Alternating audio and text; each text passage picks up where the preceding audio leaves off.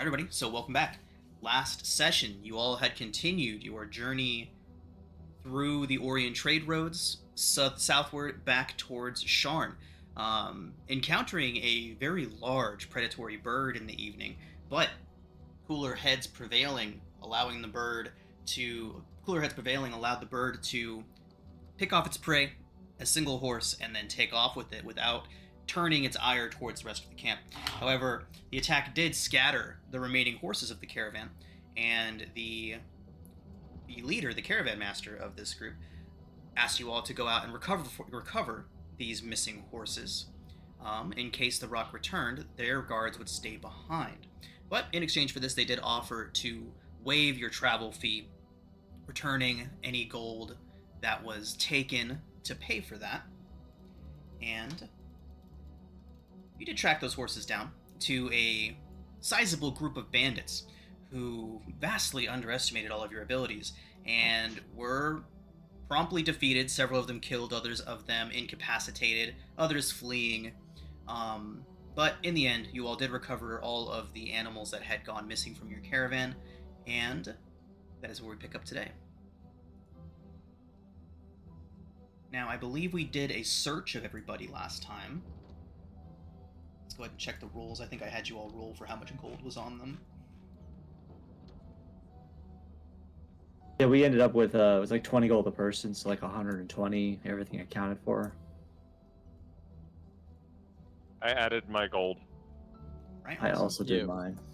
It was 20 a person, right? Or something? Yep. That's No, right. 40. Yeah, Right, Sean, 40 a person. 20 sounds Oh, right. and maybe it was 20. I think I did. I did it right. I did whatever was in the chat. I didn't make up 20 numbers. platinum, right? I got 40. I don't know what I don't know what Dimitri got. Oh, copper, guys. Thanks so much. That's all that was in their pockets. It's the best we could do. You're such givers.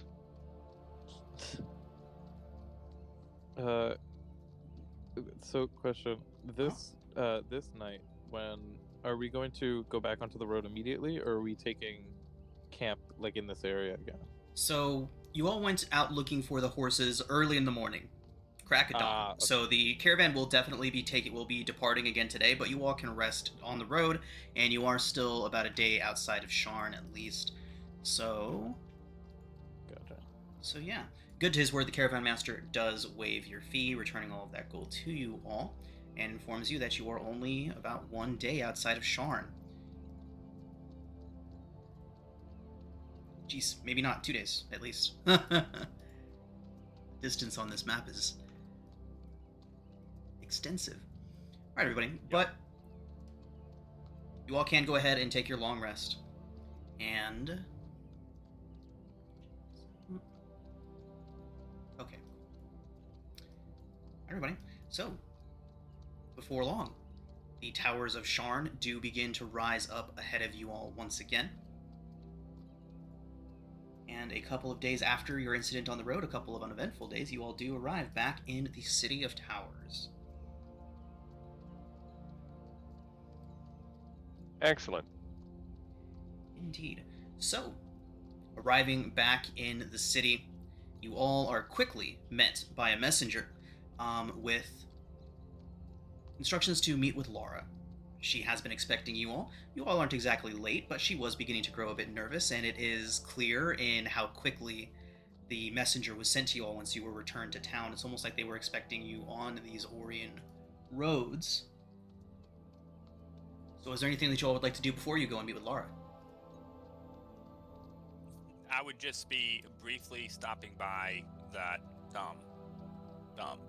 the seashore boardwalk to let my contact there know that he may be getting contacted by some wayward bandits Right. that need an income stream that doesn't include banditry. Fantastic. So yeah, I will most certainly take a note of that. And that would probably be, along our way to a good way to head to, at least middle, if not upper Tavik's Landing before heading across to Hey, Common, I had a question. Yeah, what's up? You know, a while ago we had a bartender tell me there was possible lead for the Emerald Claws down on the lower level. Uh-huh. Is it in this area of town, or do you remember? I don't remember what exact spot you said. I believe. And my note says Lower Sharn.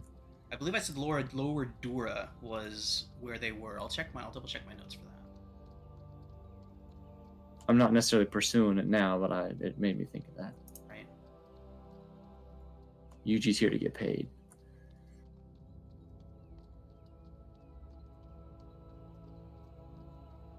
Okay. I love being a barbarian where the only resource I have to manage is my rage and my health. That's great. I do have down Lower Dura for your Emerald Enclave contact. All right, thanks. I'll write it down. All right.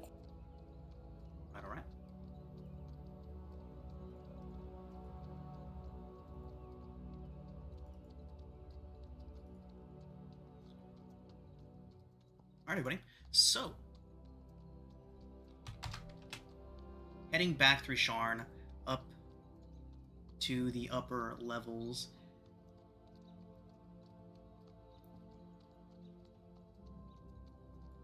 Do eventually find yourselves back at the Clifftop Adventurers Guild headquarters. Sorry, my Roll20 is acting up just a bit here.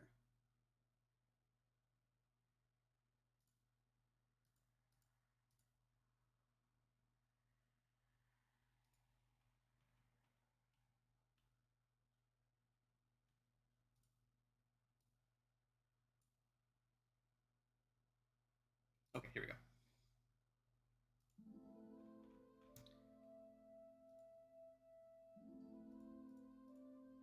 All right, so now back at the Clifftop Adventurers Guild Hall. Does not take long for you all to get back in touch with Lhara, and she seems the white-haired shifter, one-eyed woman who has been your contact so far. Seems a bit short with you all.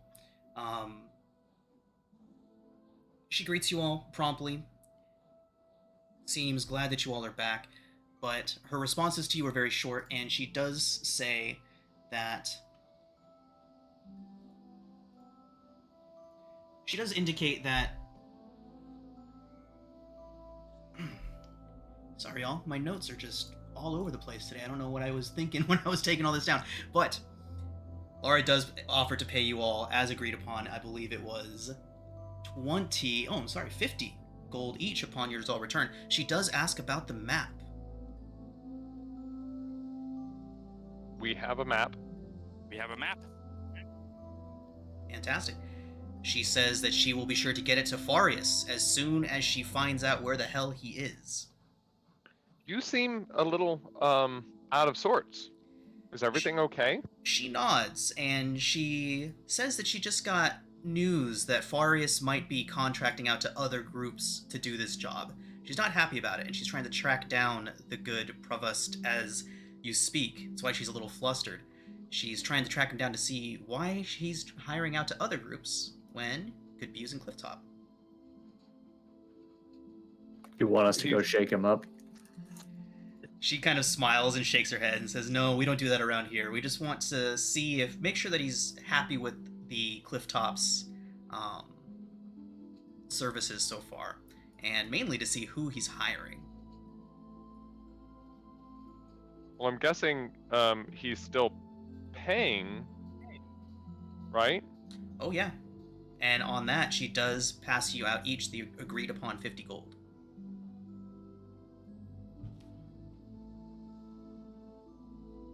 Well, thank you. She nods and says, "Stay close. Don't leave the city." She has a feeling that she may need to call upon you sooner rather than later. Well, that's Ichi okay. has a We question. haven't been here for a while.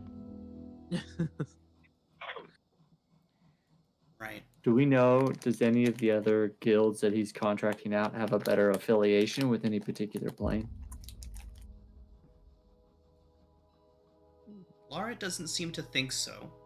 She thinks on it for a moment. Says that no, none of them that she can think of, none of the adventuring guilds that she can think of have direct connections to any of the planes.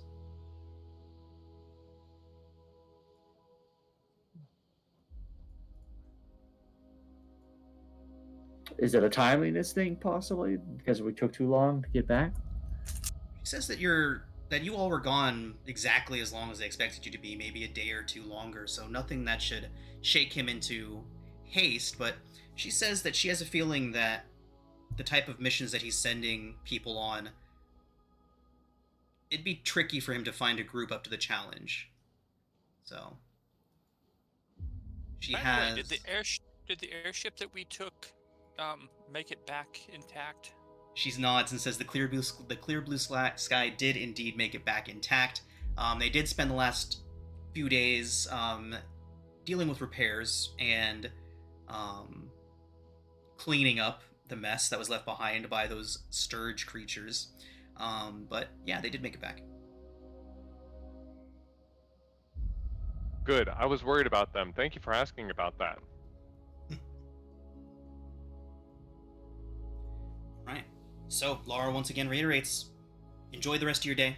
You all arrived in town probably mid-evening of your second day of travel, so probably about 4 o'clock, 5 o'clock in the afternoon. Not too late. But again, Lhara says to stay close. She has a feeling that she'll be needing to contact you all again shortly.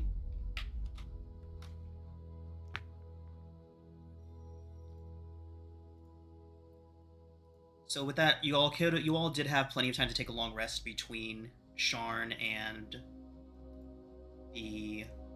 on the road to Sharn. So if you haven't done that, feel free. But you all have the rest of the evening to yourselves. What would you all like to do?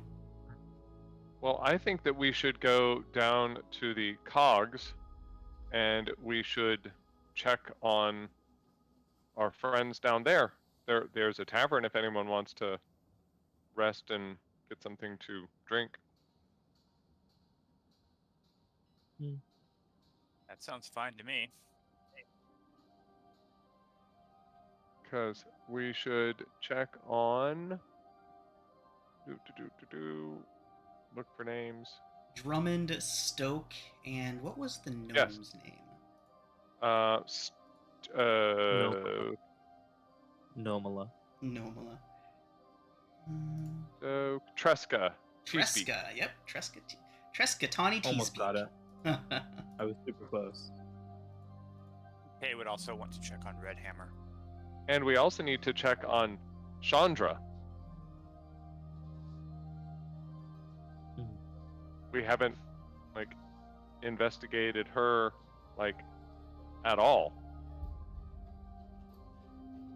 Long as we're quick, I have something I need to do later. I think Yuju would reciprocate that. Do we know, is there an embassy of Karnath in Sharn? I assume so. Yeah, there most certainly would be. Yuji's all for a drink, and then he's got to go do business. So let's rock this party. We can just jump off the ledge and use our tokens. It'll go super fast.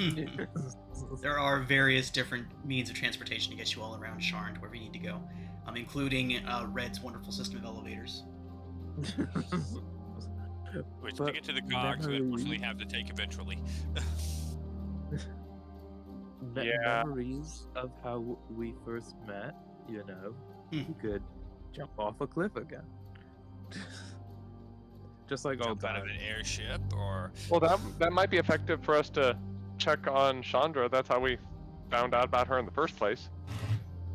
We like jumping off of things, I feel. and the easiest way to it check happened- on Chandra would be in the morning, go by Morgrave University and Well, we know that we just have to say,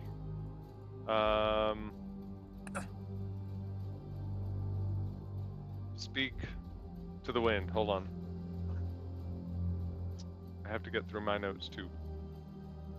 But you said hold on. I thought Just of it as whisper like, it to the wind. If we need help, we just whisper it to the wind, and then we should but be able to don't find need- out about we her.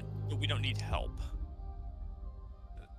I think that's more if there's something we need assistance with in Shard. Ah, so if we need them to help us instead of us to help them. Yes. That would be my assumption. Well, let's hope she's still at Moorgrave. So I guess we go to the cogs first. Is that okay? Go check on Tresca. Tinge is good to wander around, look at some people, faces. Okay. All right. So I think that's where we're gonna go. Fantastic. So, making your way down to the cogs, doesn't take too long. City's busy and bustling, but as it always is. And before long, you all do make your way down there. Again, stifling heat is something that you constantly have to deal with whenever you're moving about in the cogs. And you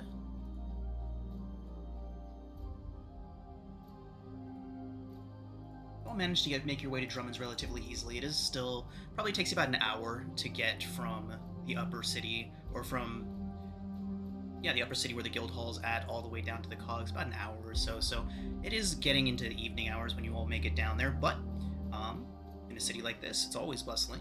So as soon as you all get down into the cogs, you do hear the whistles of shift changes, and the streets begin to fill up rather quickly. Again, the vast majority of people down here are warforged, as they work quite easily in these conditions compared to other folk. But yeah, it doesn't take you long to get to Drummond's, and you can see that they are all also about to do a shift change. A lot of warforged and others leaving Drummond's workshops.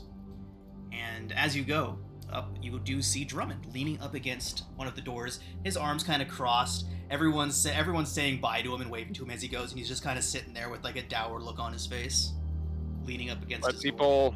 people are like, seem to be nice, saying, bye. Yep, exactly. People passing by him, bye Drummond, see you tomorrow, great day. And Drummond's just like, Counting all the money leaving. Hello. Wave. Oh, it's you all again. Well, welcome back. Look around, I've got nothing to hide here. I'm doing exactly as you've all been telling me, and it's been costing me a fortune. Surely happy workers are more productive. And clearly their smiles are worth a fortune to you, right? Just as we told you. Yeah, I still think it's bad business. And he starts off with a section like that, but then you all hear a clink as Stoke from behind says, "Are you losing money, Drummond, or just not exploiting your workers anymore?" He says. Drummond kind of shrinks down a little bit, and Stoke greets you all warmly and thanks you once again for the work that you did down here. And he does reiterate that although he doesn't seem happy about it, Drummond has been good to his word and has been paying them better and allowing them all of the benefits of all of his other workers. Awesome. I will give Stoke a hug because he's decided he was a hugger by way of Awesome. greeting. Right. And yeah, Stoke returns the gesture. A little awkwardly at first, but then warmly. Doing his best not to squish you. Thank you. I imagine his metal is quite hot to the And touch. hot, yeah. Quite hot. It'll be a brief hug. Steamy. Yeah. Brief, steamy hug. Burn mark. Some burn marks you can prestidigitate away later. Yeah. Just a it'll be light fine. singe. So we went on an adventure. We saw a lot of things, and just were hoping that everything was here as good, if not better, than when we left. Stoke nods and says that everything is going swimmingly here, and they've actually made excellent progress on your armor. They're about maybe a third of the way done with the work. That's amazing. Excellent. Indeed. They say they've been putting whatever free time they have various different Warforged and workers at Drummond's Workshop have been putting their own touch to it, doing their own bit to help out. Aw, well that's sweet. Have It's you good to guys make heard friends. any rumors or need help with anything while we're in town? It sounds like we might not be going anywhere anytime soon. They kind of look around to one another, and nothing out of the ordinary.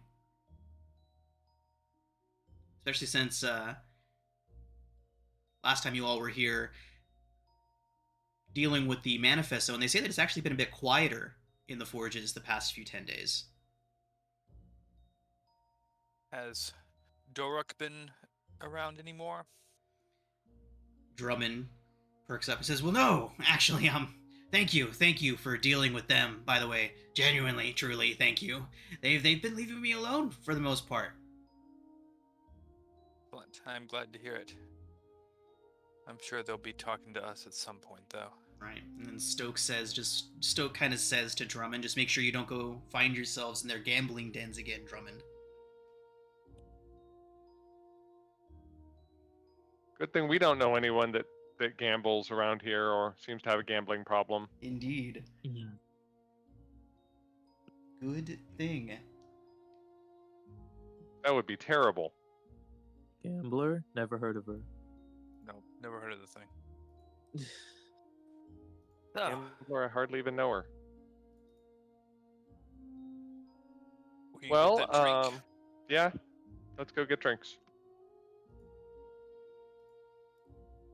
All right.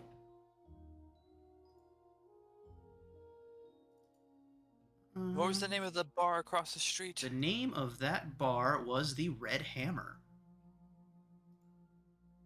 You mentioned that earlier. I wrote something down wrong then. Yeah, I think we that's thought the Red name of Hammer was someone a too. building. I thought Red Hammer was the name of the No, Red Hammer's the It name of is. the Warforged Bard. Crucible. Blue and No, Crucible. Steel is... Yeah, and Steel is the guy, right, is the guy that I had been talking to. But yes, the Red Hammer is the name of the bar. Yes.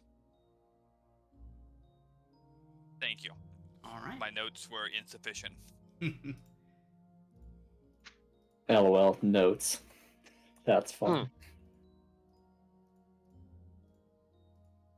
All right. So yeah. So you all are making your way over to the Red Hammer. Indeed. Fantastic. As soon as you all enter in through the doors, a cheer rises up as all of the Warforged from Drummond's have crossed the street over to the Red Hammer and are now here drinking. You know, I was sitting here thinking. Are you guys following us? They let I'm out. just kidding. They let out an exuberant cheer when you say that, and yeah, you are. There is no shortage of drinks bought for you all today. In other words, y'all drink for free today. Woohoo! In moderation. Released K's in moderation. Yeah, Uncharacteristically, Red does not drink very much. Like maybe a bottle. Maybe just Maybe one a whole bottle. bottle. Just a bottle. Just a of what? That's right. like nothing. That makes a big difference if it's a bottle of beer or a bottle of whiskey. Yeah. Bottle of For her, Everclear. it's Oh not God.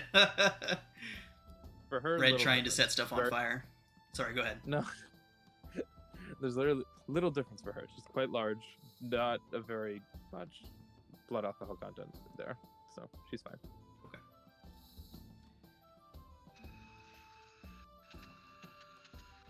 Kay would seek out Blue. All right. So as you approach, Blue would kind of give you a nod as she cleans out one of the glasses. She'd welcome you back.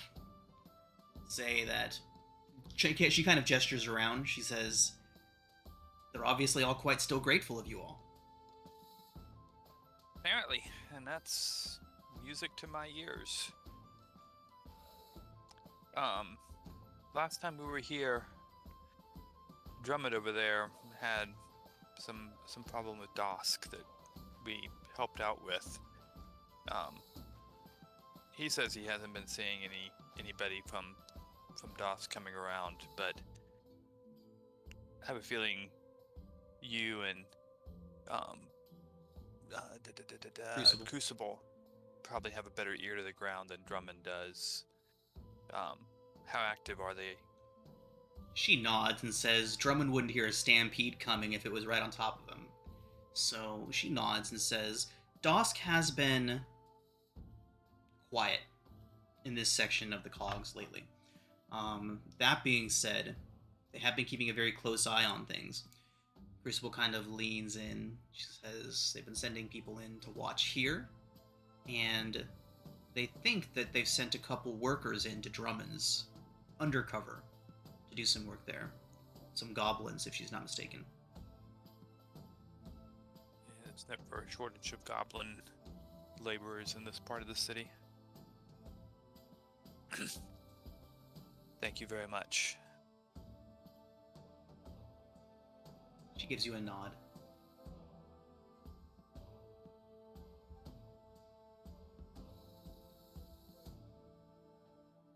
Well, just going to enjoy the drink, listen to people's stories and just sort of relax from the road before going and getting cleaned up because I don't like road. Right. Are you religious, Dimitri? At all? No more than anyone else, I suppose. I mean, I'm a believer that things don't just happen by happenstance, but Oh, well, that's verifiable. Yeah. right. But I mean, I guess I will. When someone sneezes, I'll bless. I'll say bless you, but I don't really mean it. That's so rude. Why wouldn't you mean I mean it. I mean, don't get me wrong. I mean, no, not religious. Is that Alright. okay? Yeah, I'm just what? Okay, I don't want to offend. Are you? So. Not very. Someone close to me was, so I pay attention.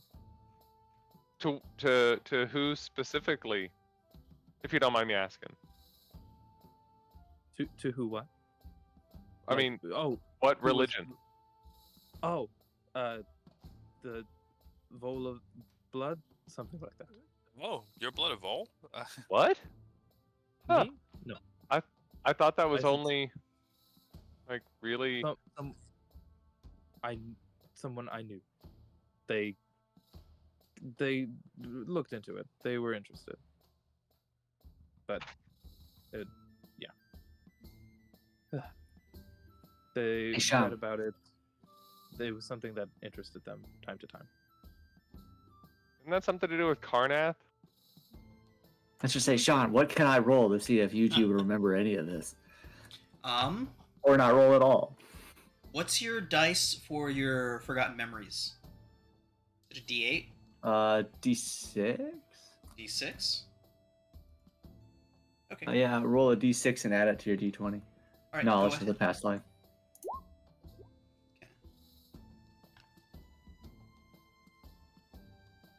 Isn't there a chart or something that we've been using to figure out what your memories are?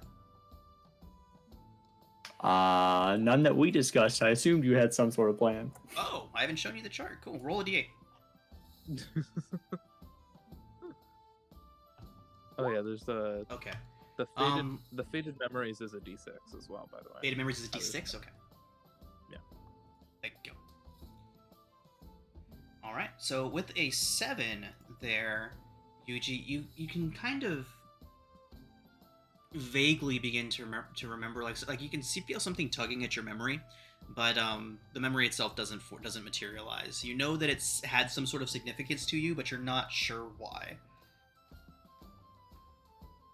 As they're talking about the blood of old, then you'll see Yuji kind of like he has a thought. He's trying to point out what it is, but it's like, it's stuck on his tongue. He can't think of it. He's just like, yeah. Is there something? Are you alright eating? Why is everyone so uncomfortable about this? Well, I their mean, their belief that once you die, the human body is nothing but a thing that anything can be done with. That rankles some people. yeah, and to be fair, it's not just humans. I mean, if it were just humans, that wouldn't be so bad. But they, have that sort of everything. I don't know. I guess the scientific part of me doesn't disagree with that, but then I don't like the idea of someone deciding that that shifter over there would make a nice pair of boots. Oh, sorry, I didn't mean that. I mean, it's just. I think you're mixing up religions. Am I? Okay. Silver Order are the ones that are anti-shifter or anti-link. Well, I just meant like someone's dead. Let's use their body for whatever we want to use it for because it doesn't matter anymore. Yeah, but I would make terrible. the using of the body is not the making of boots. It's the making of a Undead. slave. Oh, like undead boots? Yeah, with the rest of the body attached. So they're Like not You gonna see, Terrible. Yuji really reflecting internally about his current situation. He's like, damn, that just like me. Ugh.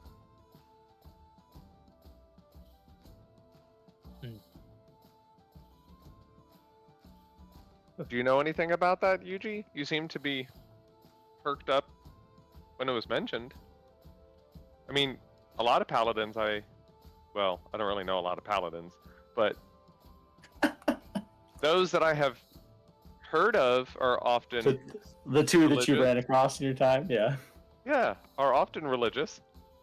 I mean, we don't have a lot of paladins in House Cannith.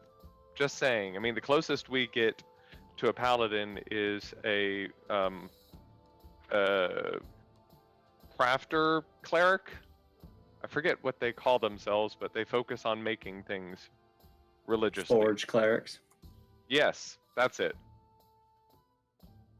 Yeah, Yuji would kind of like nod along.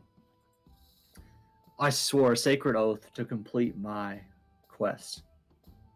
While I don't know what that quest is, my oath is what gives me the power to seek this out. The Blood of No. Oil sounds like something I've read about but can't remember. It's as if you open the book and the pages are blank. Well, that's sad. You don't know what your quest is? How are you going to ever complete it? Well, judging as I'm on now at least round 2 of this, I assume I'll figure it out eventually. What do you mean? Oh, because you died before when we put you in the water? I don't know how many times I've died. You are the first group of people who have stuck around long enough to keep track. So at least round 3. So not doing too great, I think. Sorry. Well, maybe what's leading you to dying is because you don't know what you're supposed to do. His quest is to be reborn. He's highly successful at that. Single tear falls down Yuji's face. All right. What is my purpose? My purpose is God. dying and coming back. of a pot of petunias and a large marine mammal in a similar state. Have you gotten those the mental types? You know, K. Get someone to look in there for you. Really deep dive into what you might not be able to see yourself. Yuji will just like lean forward on me. You just want to take a look down at the hole on top of my head, or I'm not a mage. Get a mage to take a look, see what they see. Well, maybe there's, I don't know, you've got holy symbol of some sort? You see Yuji dig through his bag. Well, I gave one of them to Red that I found in my bag, and here's the other one, and he'll reveal what looks like a green dragon's claw. I assume I would recognize a symbol of the Emerald Claw. Oh yeah. Put that away. That's rude. Please put that away. You just What see kind Yuji of just check kind would of it toss be it back in the bag. He's like, all right, whatever. I don't know what it is. Would that be religion or history or? Yeah, I feel like the symbol of the Emerald Claw is a known enough symbol that Oh. all of you probably would have recognized it. Oh, that's probably, maybe you kept that as a trophy of someone you killed because they're all bad. I mean, not Yuji's everyone got is this not really all perplexed bad. look on his face. Yeah, But- so all of you would have recognized it, at least at a tertiary level, of being involved with some sort of terrorist organization, as far as you all know. Anybody proficient in, I would say, history would likely know more details about the order itself. Possibly even its ancient history. Definitely does would it know have ancient to- history. I just know recent activities. Does that have something to do with fuck, what is it? The Silver Crusade or no? No. No. I forget. I'm mixing up the groups. There's a lot of them. But I am proficient in history. Hinge comments on the brilliance of the gemstone rock. He likes rocks. All right. So even though you are proficient in history, Red, without any detailed knowledge, what you do know is that the Order of the Emerald Claw is a dangerous organization now, but they were previously, at some point in the distant past, an order of noble knights. Mm-hmm. All right. Maybe you just got it again, like killing something. So it's not yours. Do you have any other symbols of anything? I gave the other one I found to Red. Red pulls out. Is it- Red takes a comically long amount of time to dig through their bag, and like just starts dropping things on the ground. You hear like a screeching cat be thrown out a window, and then they pull out like a little necklace with a red teardrop on it. It was like previously just the symbol itself, but it is now a necklace. So is that a religious symbol that someone recognizes? Uh-oh, I believe that's the symbol of the Blood of Vol. Red puts it on. Okay. Well, that's a You look starting fabulous, point, I Red. guess. I mean, Thank you. who am I to Where- judge that? You have no idea where any of this came from? How did you wake up? Where? I don't know, at the bottom of a river you all left me in. That's where I woke up at. Before that? Left you in. Okay, whatever. And then lastly, he'll pull out a ring. It's a knightly signet ring with a small opal in it. That could be meaningful. Maybe we can find. I mean, Sharn. Maybe when we go to Morgrave University, we can find some place that might be connected to one of those. Maybe there's someone that can help you. Purse out what you should be doing. I mean, I hate to be pushy. Tell me to butt out. I'm just trying to help, but I would hate to think that you're going through your existence without even knowing what it is that you're supposed to do.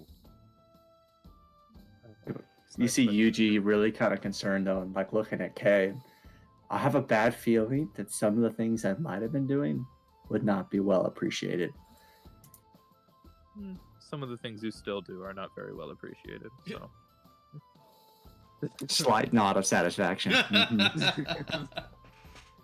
Oh, do you mean because we don't appreciate him enough for all the good stuff he does to help us? I could agree with that. Red pats Dimitri on the head. Question: what race does Yuji appear to have been? Human. Human. Okay. Yeah, so Yuji, and this would be metagaming, he wouldn't remember this unless I had it from a forgotten memory, but the first time at the start of our campaign, he woke up in a field. And that's about it. Just complete reset every time he dies. That's unfortunate. But then you see him like, but I got this dope ass spear, and he like spins it around a bunch.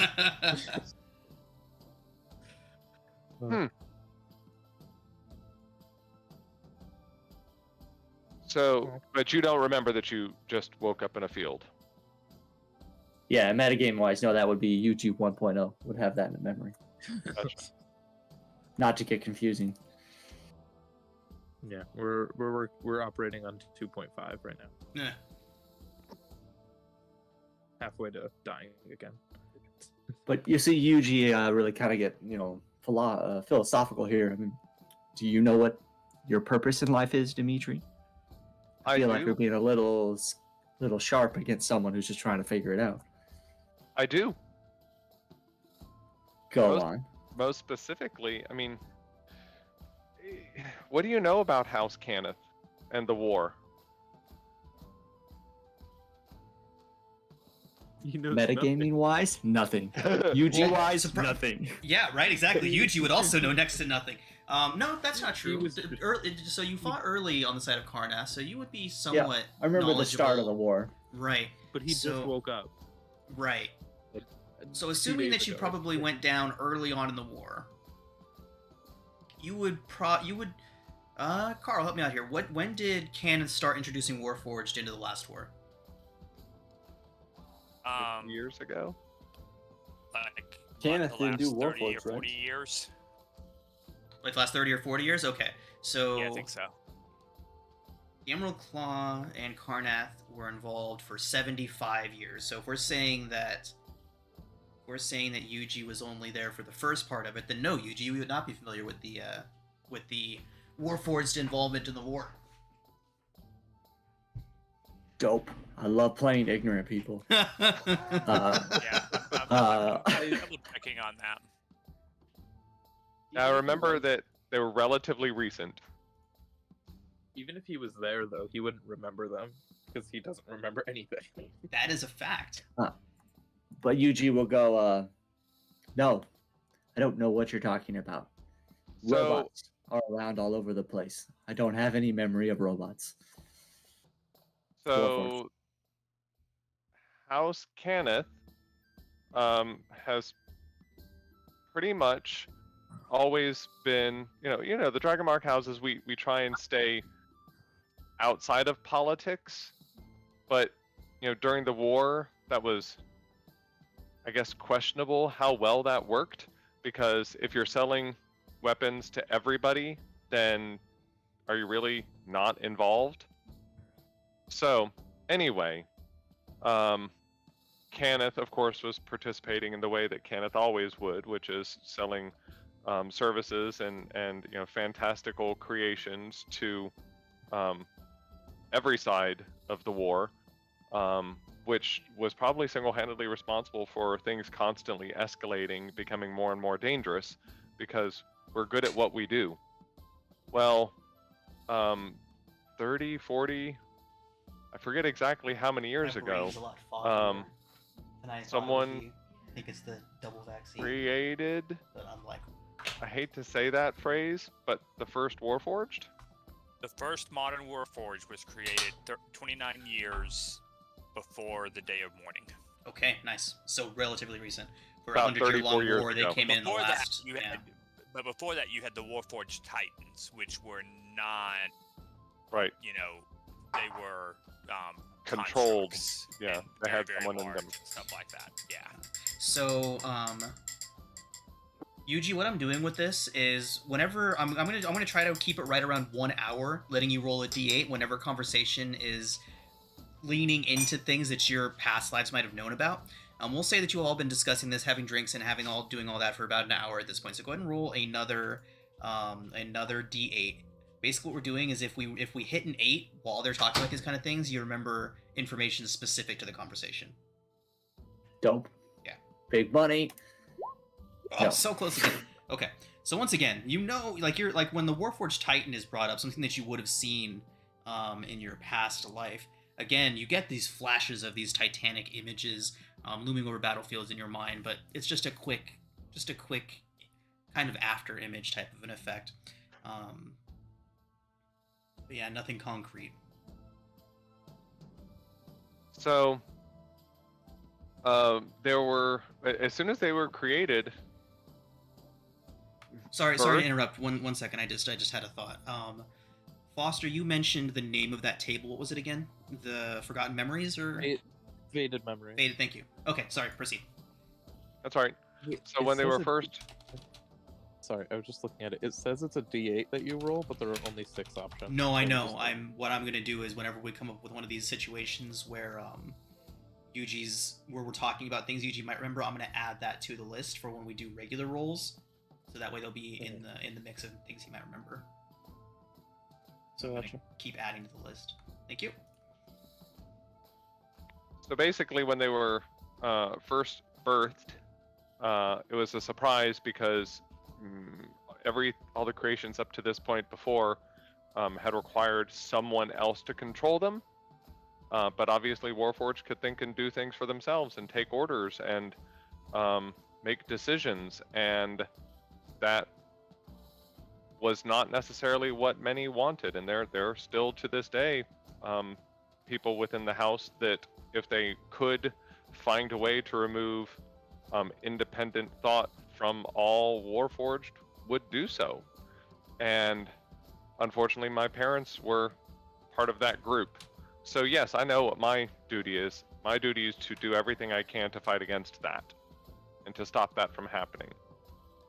And I think you all helped me make the first step in that with Stoke and the others. That's sweet. With that, a few of the Warforged that are sitting nearby kind of stand up and hold up. Some of them are holding cups, kind of not sure what's in them, but they do give you a toast and a nod, Dimitri, before they go back to their drinks. Do they drink like oil or something? You know, a lot of times they're probably drinking ale, and it's just not processing as normal. For a Like human- Bender. Warforged can't eat and drink. They just don't have to. Right, exactly. Like Bender, he can smoke Just and do drink it as for much the as he wants. They just do it for the social part of it. It doesn't do anything to Right. them. Yeah, Cups are actually empty. It's fine. I had a Warforged that I made it where he was addicted to the taste of things, even though he didn't actually have to eat anything. Huh. Nice. I think Yuji would respond that, it sounds like you have a very noble quest, and it sounds like bad decisions might have been made, but that's almost human. Yes. I mean, we're all, even if we're not actually human, we're all human. Like, we can all make mistakes. We can learn from them. Some of us, maybe it is a blessing that you're given a chance to learn more than others. Maybe you're just a slow learner. We'll help you get there. If you don't know what your purpose is, I'm sure that if you just keep doing right, you'll find it. That's more or less the plan, was just keep killing particular things until it feels right. That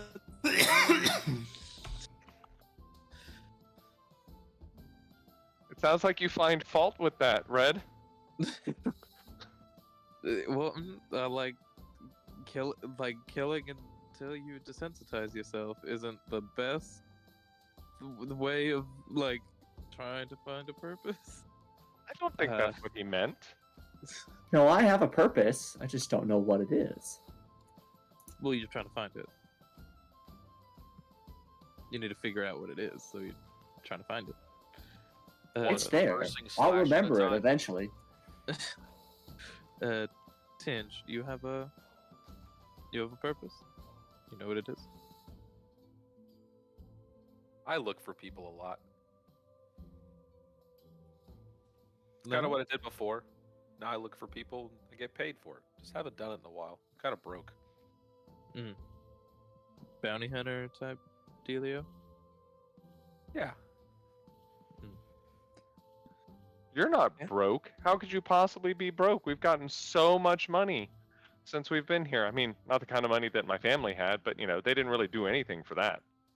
I have never had Can we this get our much hands on money some of in that my money? life.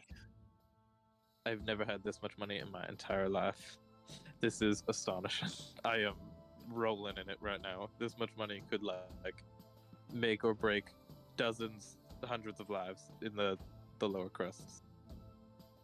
Dimitri, think- Won't I buy a will take single you. Suit of armor. I was gonna say I will take you to your first magic vendor shop, and you will realize how quickly you have no money. Oh, well, you just make it yourself. Or Yeah, no. buy food. Speaking Or of making it yourself, this is more meta than anything. Does Dimitri have the bag of holding, or does Dimitri still have his infusion bag of holding?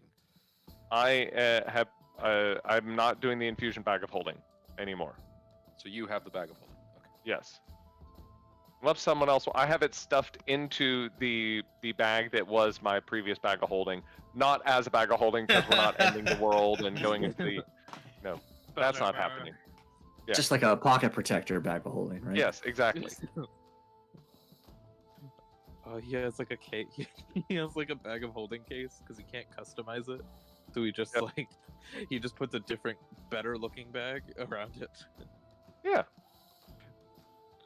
It's like bedazzling it, just not.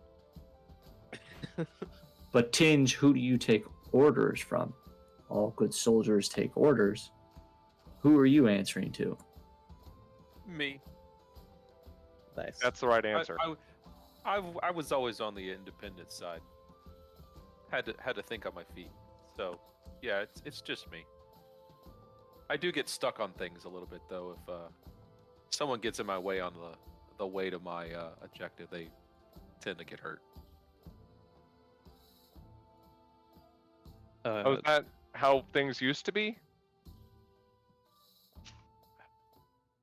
I mean, That was that was pretty terrible. much what the war was.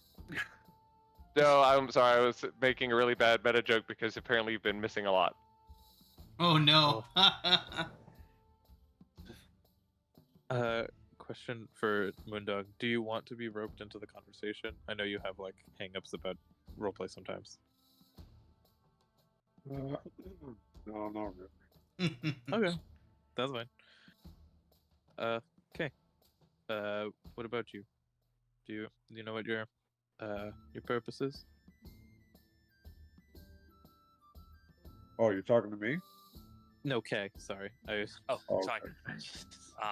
My purpose. My purpose is vague and hard to grasp at times. A nightmare both plagues me and helps me all at the same time. I've talked to some who say I just need to find my way to the path of light and all will make sense. I try at times. It's still nebulous and a bit out of my grasp. Meanwhile, I still fall back on my old habits from my days in service to Breland. I still a spy at heart. What do you mean? Find your way to the light. Is that metaphorical? Is that a religious thing? No, the path of light. It's mostly followed by Kalistar. And my father was Kalistar.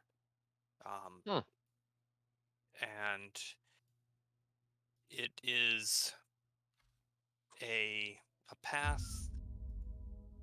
I wouldn't call it religious. It's more spiritual. It's to bring about goodness and light in all things as a way of combating the creeping darkness that emanates from the current incarnation that is Dalcor. Oh, well, I can get behind that. It's a hard Sounds like you already do that. It's a hard path to find and to follow. You seem to Especially do a when pretty good there's- job. Ah, thank you.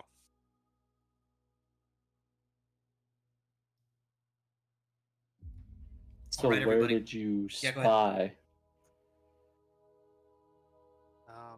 I was in His Majesty's service,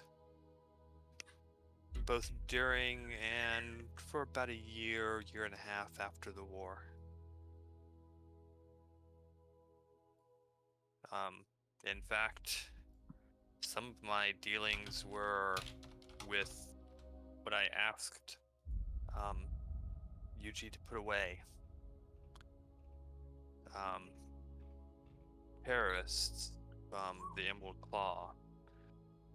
I mean, the last 20 years of the war, they were doing all they could to make the war as bloody as possible, and anybody who tried to talk, they assassinated.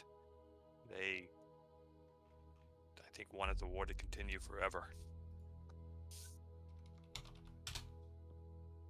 See, Yuji's really got a lot of mixed emotions. You know, his first response almost looked as if he was going to jump up to the defense of the Emerald Claw, but then he collects himself and just reflects on what he was saying. I've got an idea. So, is this the first time that Yuji's heard actually out loud someone referred to the Emerald Claw as a terrorist organization? 'Cause I believe it is. Yep. It's been mentioned a few It times, is. but this is the first time that Yuji's actually heard it. First one I've noticed. Right. Same.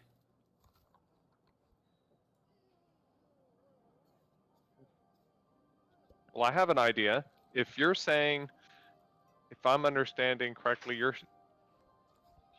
you're not quite alive,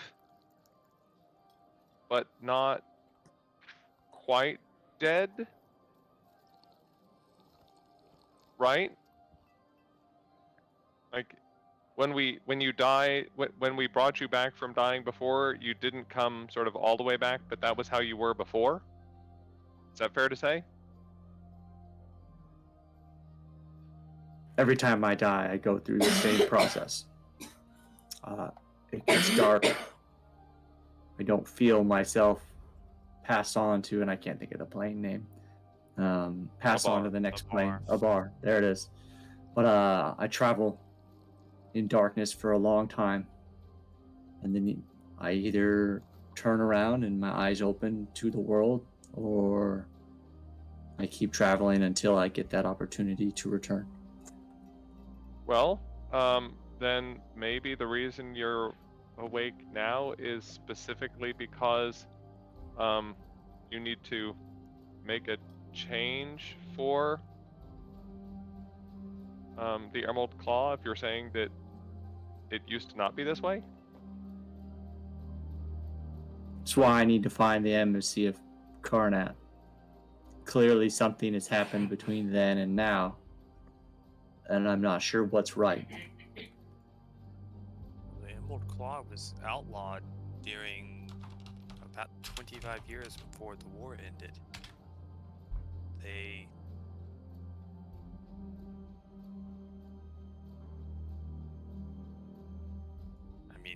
They rose to power in Karnath with assassination, so...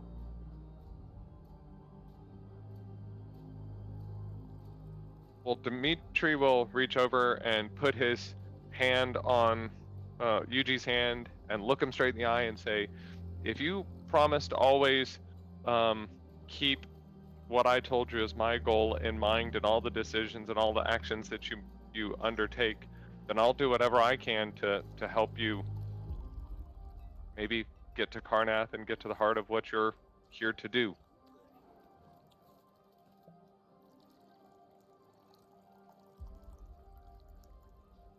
I think I saw a strong sense of pride will come over Yuji, and I will try my best, but I'm still going to kill some people. Anybody know. in particular? Who is dead and does not know it? I mean, like those bandits, right? They had it coming. At least some of them. Unobservant bandit leaders, especially. I will say for the record, which something I just think says a bit about Red. If they were physically capable of like healing anybody, and they're not, they would have revivified the bandit captain. If they were capable of doing so at the time. I'm sure he would have, and he could have faced justice. Or let him go. I don't really. The guards, not my thing.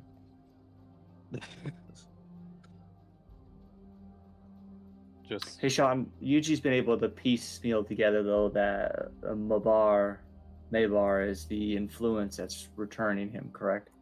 I would say so, yeah.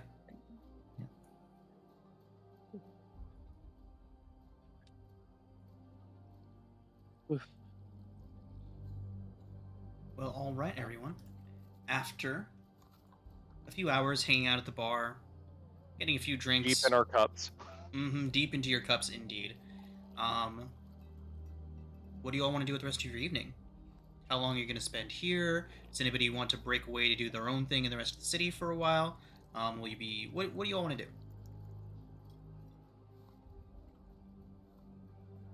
Once everybody else is done for the evening, Kay would say that he's going to return back to the guild house.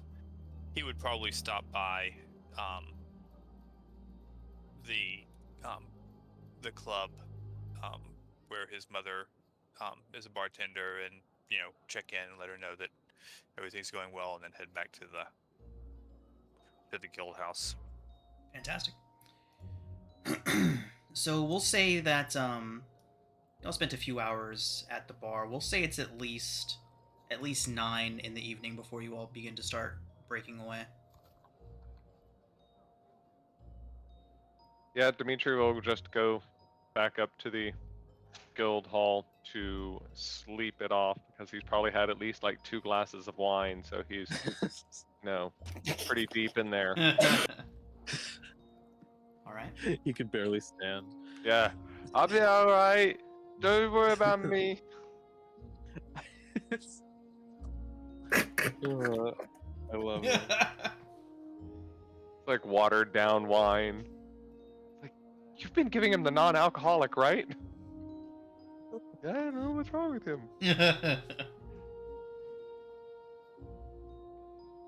Right. Yeah, That'll be his night. Yeah, Red. After everyone's decided to basically leave the bar, would probably just ask Reggie, or not, sorry, Yuji. Yuji, I know you said you're not very particularly religious, but you have some kind of divine thing going on, yeah? Right? That is Almost certainly Maybar is influencing me. Have you ever attempted to bless water before?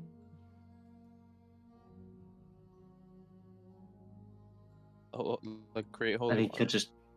he's just gonna look at you super confused. Why do I need holy water? Why wouldn't you need holy water? I don't know. Do I look like someone who's gonna be baptizing people? You never know when you're gonna encounter a fiend. Or is this like one of those you need one of those in your bag kind of things? If so, I can wing it. We can try. We can go with that. Yeah, I need some holy water. and she pulls out a bag of water. not a water skin, just like I don't want to say yeah. She pulls out a zip-tied bag of water. It's not like a sheep's bladder of water. It's just it's no, just a zip zip tie. tie. It's got brand. It's Yeah. branded and everything. Yep. Like, wait, I was thinking I've the never wrong actually thing. made holy water. So I can wait. I think I was thinking the wrong. I said zip tied. That's not what I meant. I was thinking of Ziploc. It's like fancy Ziploc. bag over here. Yeah. I mean, No, I was thinking. Well, no, it is a fancy bag. I was thinking Ziploc, not a zip tie. A zip tie is the thing that you can like. That's like the plastic thing that you can stick around someone's hands. That would not hold water. Yeah, she has a zip-locked bag of water, which is just as fancy. It's got a Cannith right, I was stamp gonna on say, it. it's got a Decana stamp on it. Patented design. It's Yeah, the fanciest bag I've ever seen. yeah, yeah. That's how you know it's like good for making holy water. Just out wait of. until House Kenneth introduces Velcro. World's gonna freaking go crazy. Okay. Yeah. So. What can we So get? a cleric or paladin can create holy water by performing a special ritual that takes an hour and uses 25 gold worth of powdered silver. Also Mhm. have to expend a spell slot. Yeah. so She. Yuji's holding this Ziploc bag, like, okay, Just like what's next? thinking at it really hard.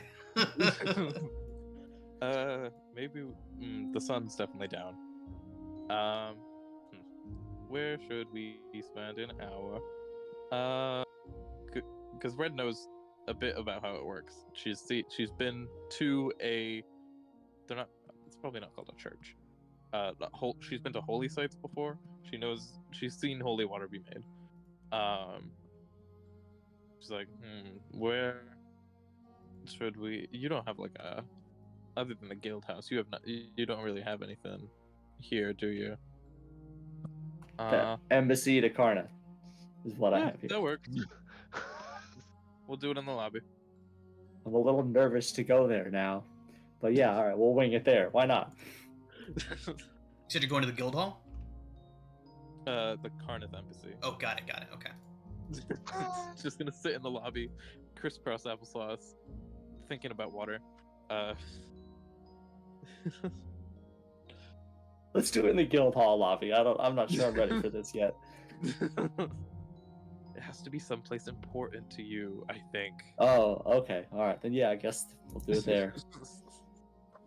She has less of an idea how this works than Yuji. So like,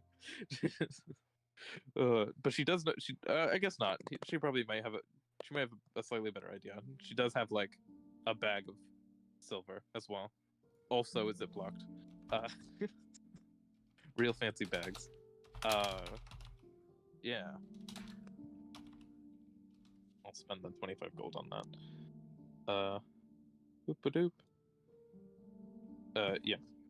So I just literally picture Yuji sitting crisscross in the middle of this embassy, holding a bag of water and a bag of powdered silver, looking at him like, we're looking at you like, what is going on? I'm so confused. What do we do with this? I love the idea of him just sitting silently looking at it, and then eventually it just becomes holy water. Just thinks about it for long enough. But yeah, can we just do that, I guess? Yeah. So Yeah, you. do you want me to roll something or? So. I'm sorry. Are you going to the Karnath embassy to do this or no? I would say. Yuji? Apparently. Apparently.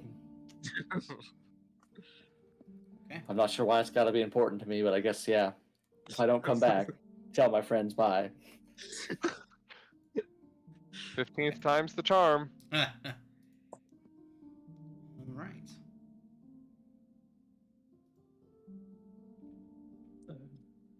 Yeah, I'm pretty sure we just like you can just do it after an hour and spend a spell slot on it. You can And then it indeed, does- but Yuji going, yeah, it is very simple to do. It's just an hour, 25 silver, and a spell slot. But if you all are going to the Karnathi embassy with Yuji looking and dressing the way that he is, that requires a little Ooh. something. Oh no, Fine. So good, it's good. it's fine. Red's there. I think this we could reference back to Tinge's chart about fuck around and find out. Here we go. Right. So Okay. All right. So, let's see. I'm not seeing any information on exactly where the Karnath embassy is here. So, for lack of a specific location, we will just say that it is located in, we will say, Upper Central is where yeah, most Upper things Central. like that are. That's exactly what I was thinking. So Upper Central. Building's very utilitarian, very blocky, very what's the word? Very brutal architecture. You know, very hard lines, boxy architecture, things like that. And you do see the heraldry of it up there, but yeah, there's no.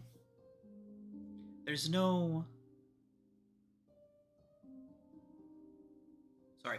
There is a pair of guards at the door, armed and armored, and as you both approach, you see these two guards, and they immediately put a pair of halberds down in front of you all.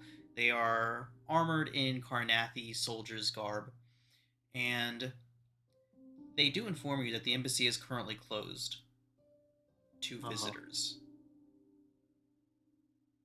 That's unfortunate. They kind of look Yuji up and down, giving him a look. Yuji, you said that you've put away your Emerald Claw symbology, right? It's just your armor kind of vaguely looks like Karnathi armor.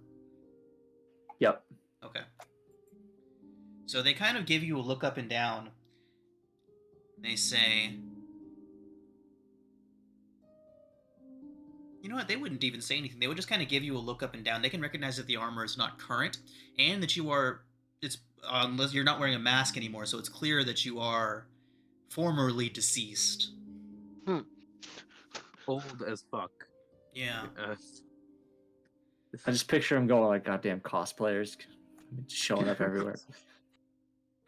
Yeah, but they would give you a look up and down, and given the time, they would simply deny you entrance. They wouldn't press further as you're not wearing any outright affiliation with the Emerald Claw. It's just your armor kind of gives them a brief moment of interest, but they do deny you entrance to the embassy. Alleyways have always done me best. We'll be fine. Why did we come here? We could have done this to the guild hall. I was thinking about this whole thing that was about to go on, but it's like fucking 9 o'clock at night. They're not going to just let people in right now. Like, they're not gonna let us in. Yes. How else are you gonna get your steps in? Yeah, Yuji just does the soldierly salute and then just turns around, grabs Red, and just quickly walk away. Just nope. Can Red just like jump onto a taxi and let's meet you back at the guild? Bye. Just run off the edge. Just Anakin off the ledge and into a taxi. Yeah. Sorry.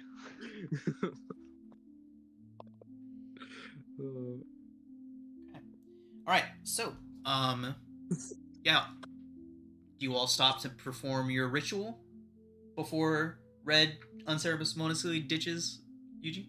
I think we were gonna do it at the guild. Okay, so y'all are heading to the guild hall. Okay, what's everybody else doing while they make their way back to the guild hall as well? I think we still need to hear from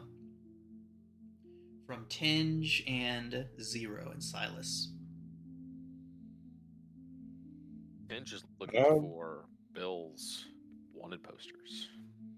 Yeah, so in Sharn, especially once you get into the lower districts, you, Tinge, given your line of work, would know exactly where to ask. There's a few shadier bars in the lower districts that have individuals who are more than happy to give out contracts. So, given your reputation and your past as a bounty hunter and a finder of people, you do know a few of these locations.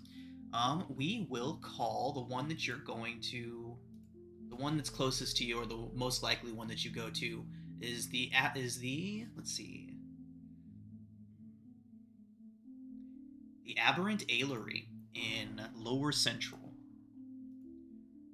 This would be a place for you to possibly look for work, look for jobs, and you do know for a fact that it is a place where there are several people that, or there is one person who is known to give out bounties there. So, assuming that you do wish to head there. I do. Okay, fantastic. So, the man that you're looking for is a rather large human man, standing at about 6'5". He wears a bright purple coat. Not fancy, not lavish or anything. It's just the color that stands out. And when people refer, as they say, to head to here and look for the man in the purple coat, he stands out. Yeah. So, you've probably worked with this individual before in the past. Would that be the case? Have you spent? I forget how long Tinge has spent in and around Sharn in the past. I'm gonna assume it's been ever since he got out from the war. Because the war, how long's the war been over now? A couple years, 5 years. 5 years, yeah, Yeah. 5 years. Yeah. Yeah. 5-ish. Okay. So you would know this man as Barnabas, and Good old Barney. Barney in the purple coat. But yeah, he does. As you walk in, he gestures you over and says that it's been a while since you've made your way to him. He's actually a surprisingly kindly spoken man. He is polite. He's polite, and he uses words that kind of are designed to kind of calm people and keep people from being on edge. Just a very warm individual despite his massive size and his line of work. But he does say that there is an individual that just got onto their radar and seems to have skipped town. There's an elvish man by the name of Flare, responsible for several murders in Lower Memphis. He was last seen traveling north with a party from the Deathgates Guild. They say that if you find yourself out on the road, especially in the northern reaches, keep an eye out for him. They heard that he was going to Stormhold. But aside from that, that's the only one that they have active. He says he'll keep you posted if they find anything else.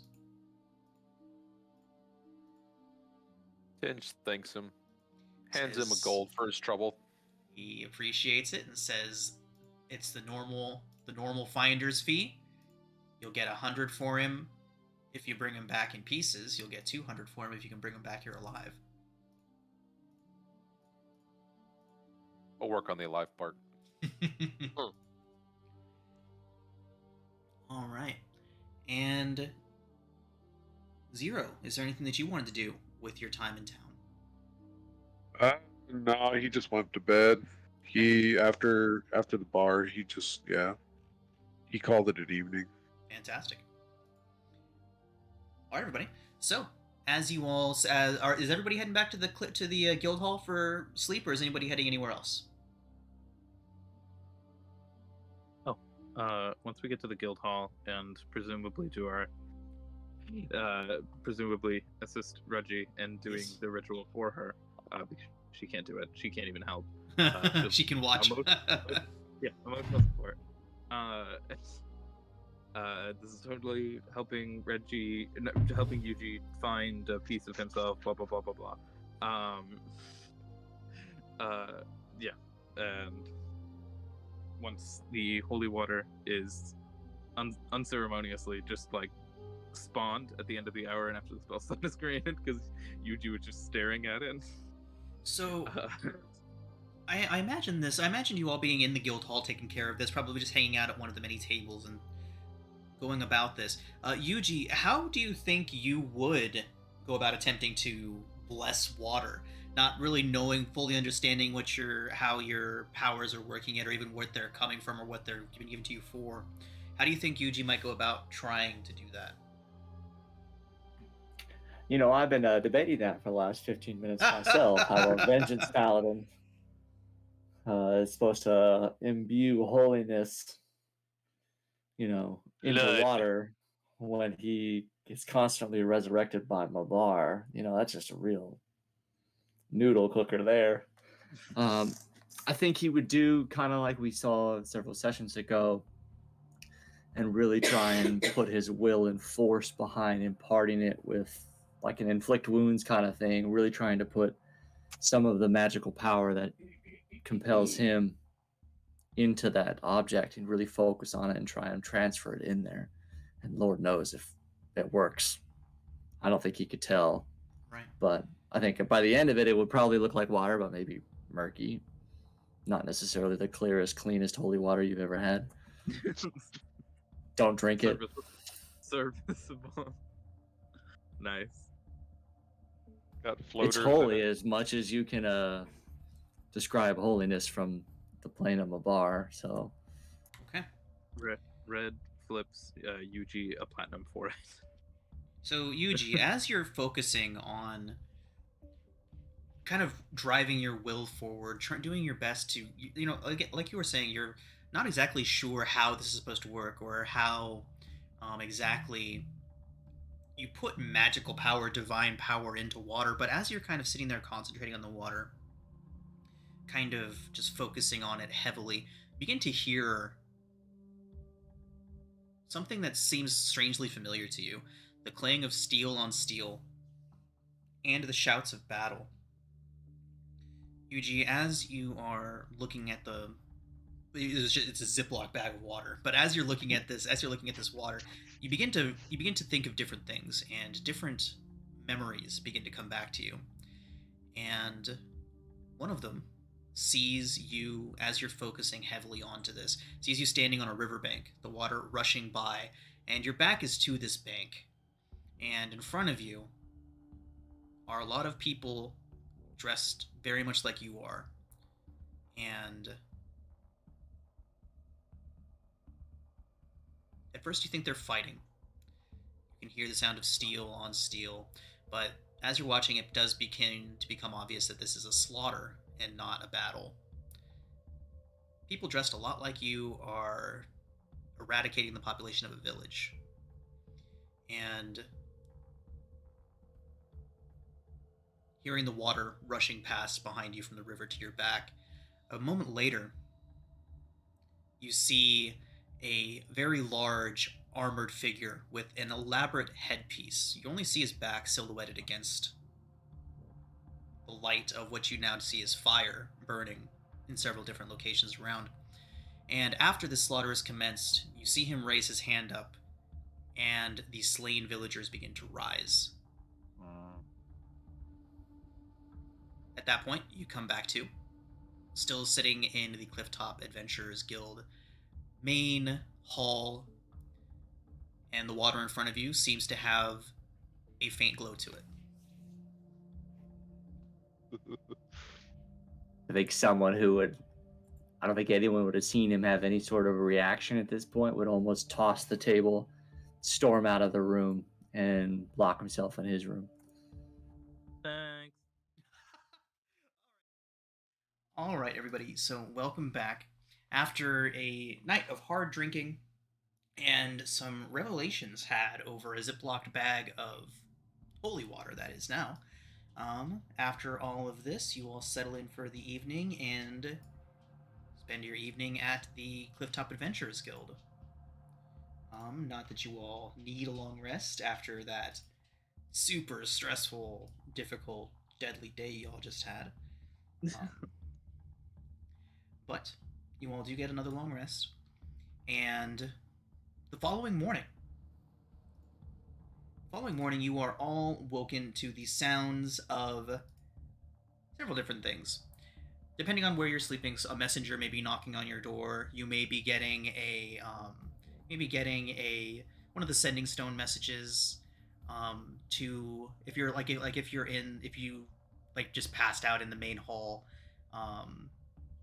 one of the sending stones in the area might be kind of giving like a little bit of a overhead announcement, asking you to report up to Guild Handler Lhara's offices. But all of you are getting various different messages leading to the same thing.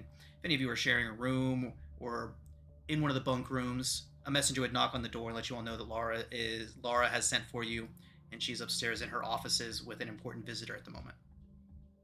All of you would receive messages of that nature. Okay. Do the normal morning preparations and you know, is it delivered with a sense of urgency, like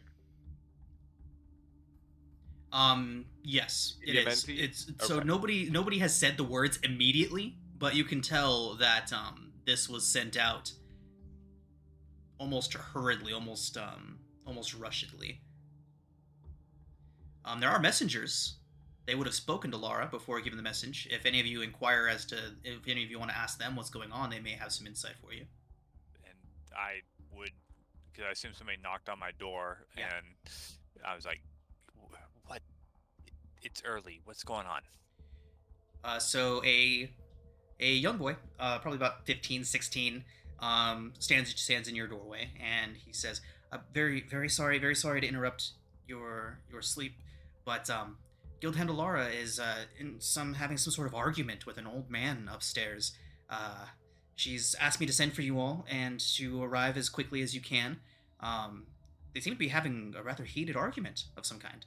Old man. Mm-hmm. Bald, Um, very pompous, pretentious. Pretend that I wasn't there. Does does that sound? That's Farius. Sounds. Nigel, It's like this Nigel? sounds exactly like our guy. Yeah, that's Farius. Yeah. Okay. Yeah. Okay. Yeah. Thanks. Yeah, I'll be there soon. And start. Dimitri will finding rush. clothes. Step into his armor and rush that way. All right. So, as you all head up there, we get one of those scenes where from various different hallways, you're all kind of converging onto each other, walking up the hallway, putting on your armor, suiting up weapons and things like that, coming from various different hallways, all converging on the central hallway leading to the Grand Hall of the Clifftop Adventurers Guild, and then through there to Lhara's office. Once you arrive there, you do see your contact, Lhara.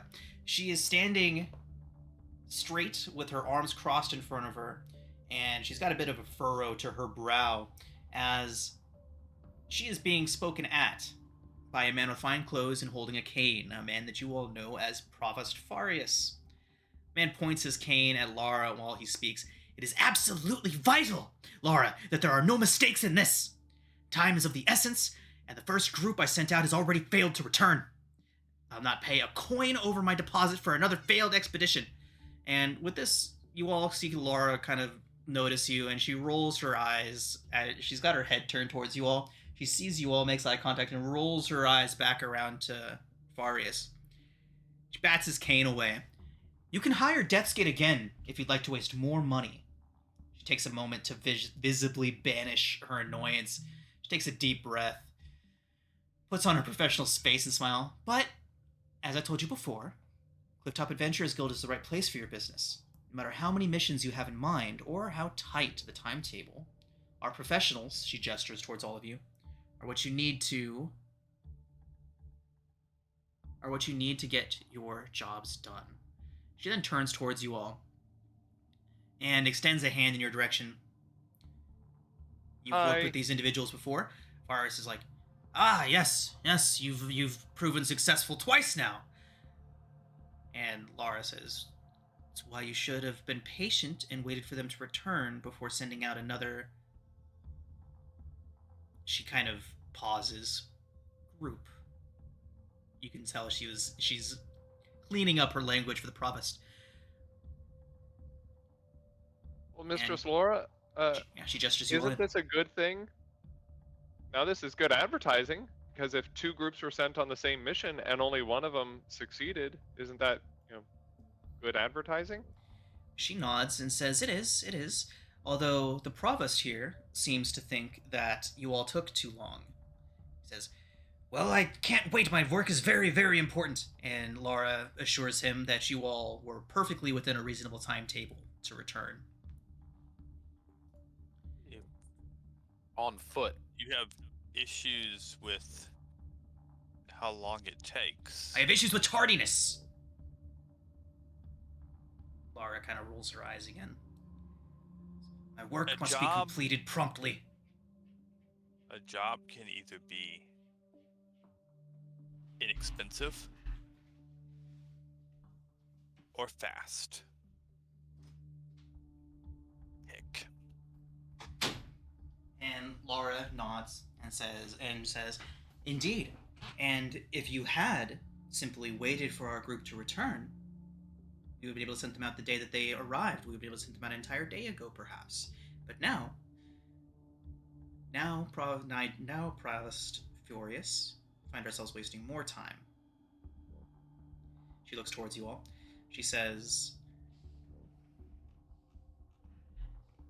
that they may have sent sorry, my brain is just not doing braining today for some reason. But she does say that the Deathsgate Guild did leave only 2 days after you all left. Judging by the routes that they took and the mission they had at hand, they should have been back days ago at this point. Shouldn't have taken nearly as long as you all did. By the nature of the fact that they knew where they were going. They had maps, they had directions, they had transportation, they had everything that they needed, but for whatever reason, they seem to have gone quiet.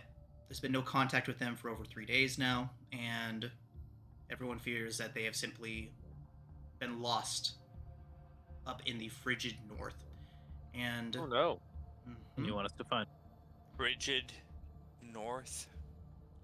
And when you say that, Laura kind of turns to you and nods, and she says, "I hope none of you have any problem with ice." So we're going to clean up someone else's mess. That's the mission now. And Farah says, No, I could care less about those Deathsgate failures. Just bring me what I need from Ice White Island and we'll be fine." We'll get them both. We'll do what? Eugene rolls his eyes at Red. Yeah. No, I think that that's reasonable. I mean, if they're in trouble, I mean, we take oaths as adventurers to help each other out. Party politics, not in front Laura of. says, and client. it would certainly be an interesting point of conversation that a Clifftop Guild saved a Deathsgate Guild group, but... And Prava says, whatever you all want to do is fine with me, as long as you bring back what I need. Now, my research has uncovered the location of an icy spire near the eastern side of Ice White Island. The spire has been told to be home to an artifact, much like the ones you've been recovering from me so far. The Hoarfrost Flower. This spire is nestled directly in the center of a manifest zone of Rissia. Are you all familiar? Who owns this artifact currently? There is no owner. Rissia is its current owner. That's the plane in complete opposition to Fernia. He nods. Says, indeed. The plane of ice. Plane of elemental cold. Hope you've all packed your winter clothes. We haven't even been told we were going to where it was cold until just now. Yeah, we'll leave in like half a day. We need time. At best, half a day, if not more. Provisioning for that far north is not cheap. And Laura turns towards you and says, we've already taken care of that. Preparations have begun to equip the Clear Blue Sky to transport you north to Stormhome. And from there, an elemental galleon is set to take you to Ice White Island. Are there any known flocks or gaggles or whatever they're called of sturges there? She shakes her head, not that I am aware of. We'll be traveling over populated areas to Stormhome at least.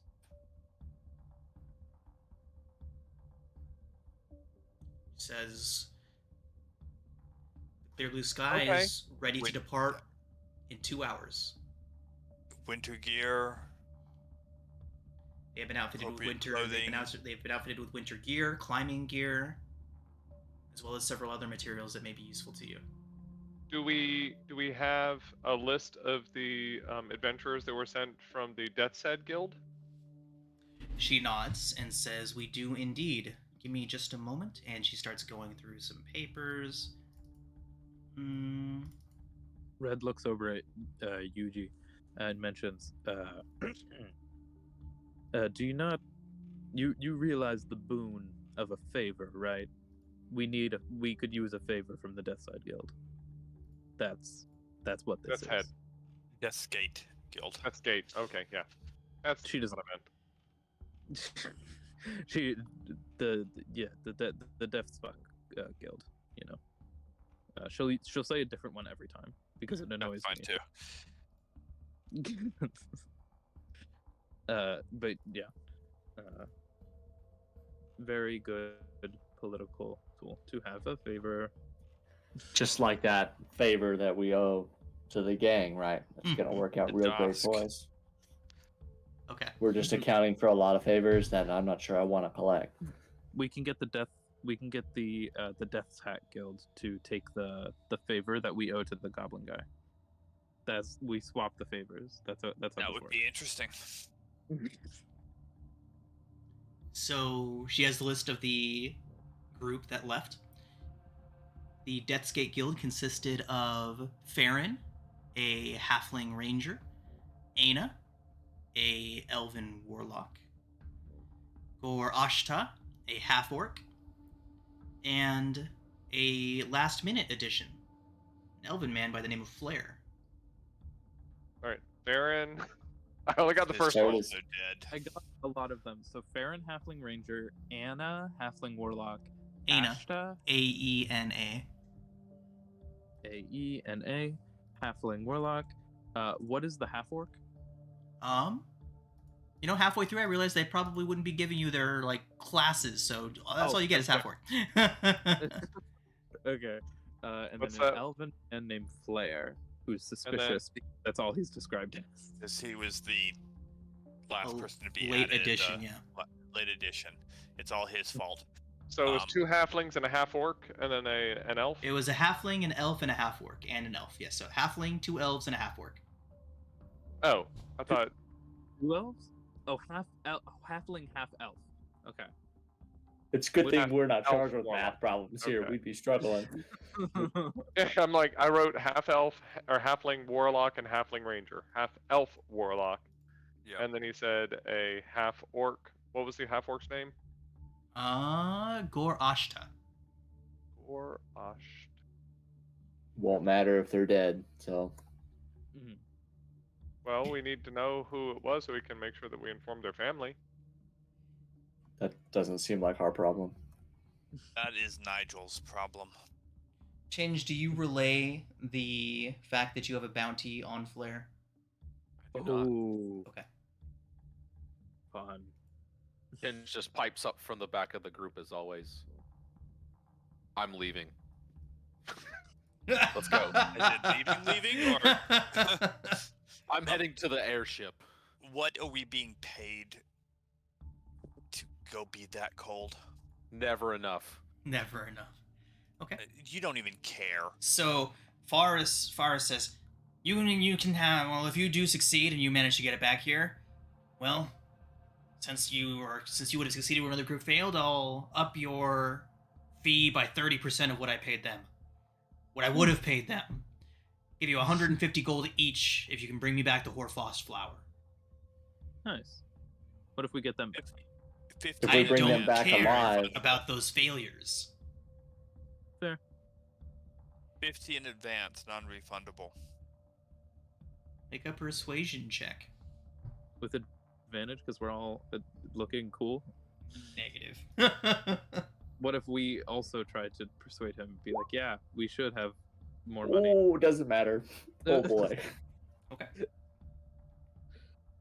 Show me the money. So, as you're saying that, as you finish saying that, Laura would pipe up and say, and the money for potions for each of them.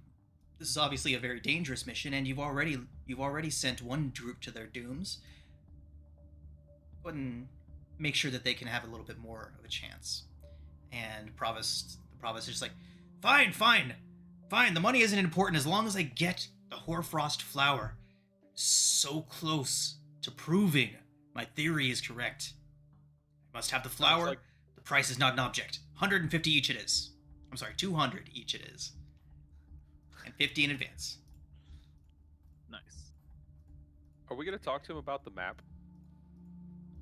Nope, we did our job. He got it. Don't ask questions. Which is exactly what he would say if you would ask about it. No, we made a roll, but I guess it was just based on. Oh how no, good that was map the first one. We made another one. That was like after that. That was like more organized because we weren't doing it in secret anymore. It was just easier to do because they were helping. So we did the roll that we made is kind of doesn't really matter, unfortunately. Are you talking about the Even rules though- that you made to map the place out in secret the first time? Yeah. Okay. Yeah. Yeah, I had also assumed that the second time when they offered, they would have helped you make a much more accurate one. Yeah, Red was flying over the valley while they carried her, like 3 of them. And that helped a lot. I mean, Yuji's got a potion and it's been properly paid already. He's ready to rock and roll. Follows Tinge to the airship. We got a So what potions did we get? You each have a potion of healing. Okay. Oh. What I guess that's useful, but like some of the size variety would be preferred.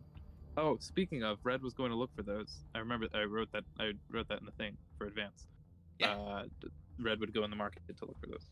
All right. Oh yeah, I So- guess I'm going to buy the inks and parchment and all the things necessary to start scribing like scrolls of healing and things like that. Okay. So you need there's a special ink. Yeah, it's just expensive. Yeah, okay.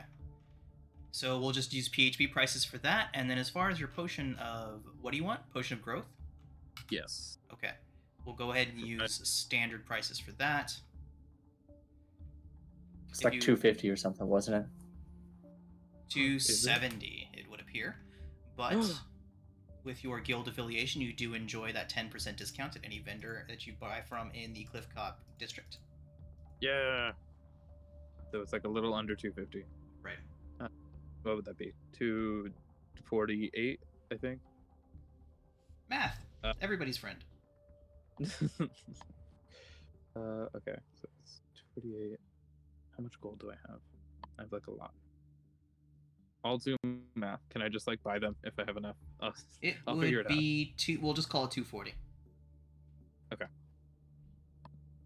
I'll do some math to figure out how much gold I have because I turned some of it into platinum, so I'm gonna need it. Math. Okay. Wait, did you give me a platinum? I threw you. Yes. Dope. Taking Yeah, that. for making me that potion and being traumatized by it, or for making me the holy water and being traumatized by it. I thought it was the one that was worthless. What is it, Electrum? That's what I thought you threw. And I was like, I don't want this. I mean,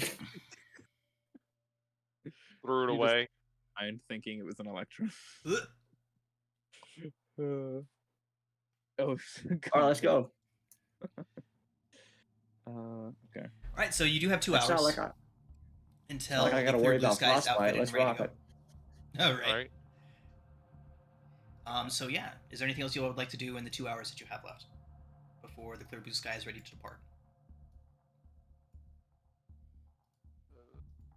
I want to go through what it is that they're saying that they got for us to help with the cold weather.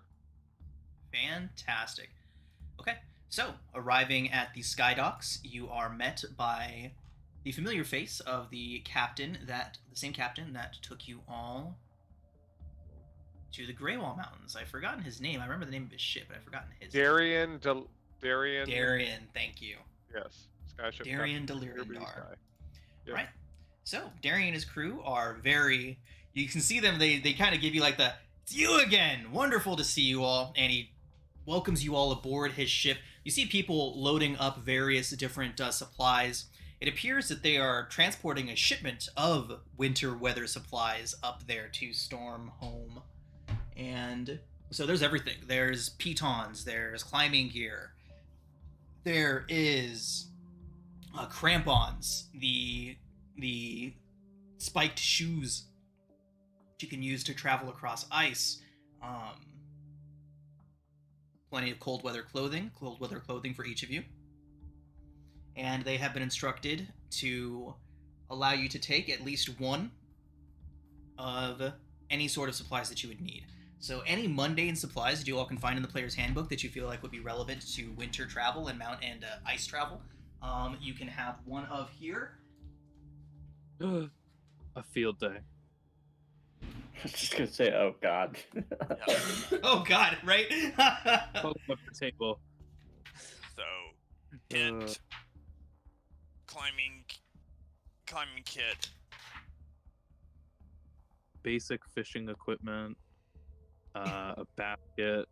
A No doorbell. shoes. I don't think it's on the equipment list, but I would want those for Crampons? everybody. Yeah, crampons for everybody. Not The things that would go for ice. everybody would get a set Crampons of for cold weather ice. clothing and a set of crampons is what everyone would get.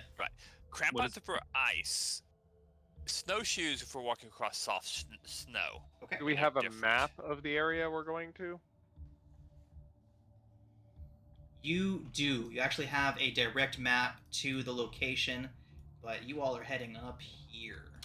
That's north. I point. That might actually Forgot be... all about that. Then just points in the opposite direction. That's north. No, that's north. That may be the wrong direction, but that's north. I'm very confident in that. UG will approach Darian and just double check that his, constitution is going to last us longer this time, and he's just not going to make us jump off some random ledge and then fly away. So Darian laughs and says, "Oh, it was really quite the feat how we got away from that. When we went back to count the bodies, there were 200 of those things chasing after us. They chased us for nearly 10 miles. Well, they're lucky you managed to survive the fall, to be honest." Oh yeah, Yeah. we need to get And then we had to those, walk miles to get back. those tokens at the beginning, not when trouble arises. And extras. He nods and says, "Fair enough," and he points towards the same bucket with the old, outdated talismans in it. Yep. I grabbed 5. I'll check their expiration date, and any that might have expired, I will send to a separate pile. I assume Nope. that even if I have to spend gold on it, in Sharn, I can buy the equivalent of electric socks. Warming socks? Sure. Or gloves. And gloves. Red has to wear so much more clothes than they're used to. This is gonna be. They might as well wear their chainmail now or their scale mail. Oh, but that's weird because of the weight. If a campaign setting has the equivalent of technology, take advantage of it. Yeah, look at this Ziploc bag I got. Yeah. It glows now. It's like a little glow stick. Oh yeah, how about a wand of like prestidigitation that just casts the warm portion? Ooh, I was going to say a ring of cold resistance would That's be helpful. ever so much more expensive. I think it might be out of our budget. I mean, the wand that casts prestidigitation but only warms things up, I feel like is something that can be given to you all as a totally. bonus for this mission. That seems like a mundane enough item that if you're going to someplace cold. Oh yeah, that's perfect. Yeah. Yeah, it's like everyone gets the wand that casts just light as their flashlight. Right. Oh, it's like the what is that? The Harry Potter spell, Lumos. something Lumos. Lumos. What is do any of us actually have prestidigitation? No. Nope. Oh, rough. Okay. I'm that mage. I have We're probably mending- half-casters, so Mending, guidance, and thorn whip. Fair enough. The warming That's much more portion will be utilitarian useful. than I'm used to. Okay. I have a fire starter, I guess. Since none of us can start a fire with magic. Hinge can Nice. start a fire. Am I missing something? What? How? Just like He actually has proficiency in survival. yeah. I It's know a how to dark use side. the tinderbox. Like yeah, like Red has a tinderbox on her, at all times, always prepared. But okay, I'm trying to think of what Red would drop because there's probably some stuff that she sadly needs to leave behind. Like she had 30 vials of oil before. She sadly only has 10 now because they all weighed 1 pound each, and that was weighing her down a little bit. Put them in the bag of holding. We have a bag of holding. For a reason, yeah. I have this image that we're going to get there fully clothed in all this cold weather gear, and then something's going to happen. We're going to go below, like, the surface and be in like some Jurassic Park, Journey to the Center of the Earth type environment where Yeah, it's like we're- 1,000 degrees with mosquitoes the size of. From what he said, ponies. we're looking for a manifest zone of Ryza. Maybe they just misspelled the name. Maybe it's actually Fernia. Yeah, no, we already did Fernia. Okay, quick. Do we think We're water- going to the land of ice and snow, where the midnight sun. Yeah. Since we're going to such a snowy kind of place, Red's going to leave her water skins in the bag of holding. Those aren't going to be very useful.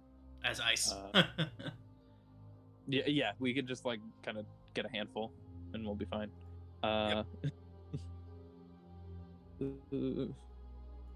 Okay. Oh, there's some. Okay. But yeah, before we properly like get on the ship or whatever, Red is not going to run and buy another battering ram, but instead, will.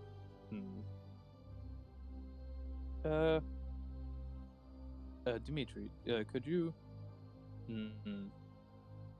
Could you come with me? Maybe. Is it going to be fast? We have to. We can't be late. Well, I'm assuming we still have like at least an hour, right? Before they're ready. UG is I would already say- standing on the deck. Yeah, I would say slowly less- dying on the inside, I'd waiting say for everyone. less than an hour. Okay.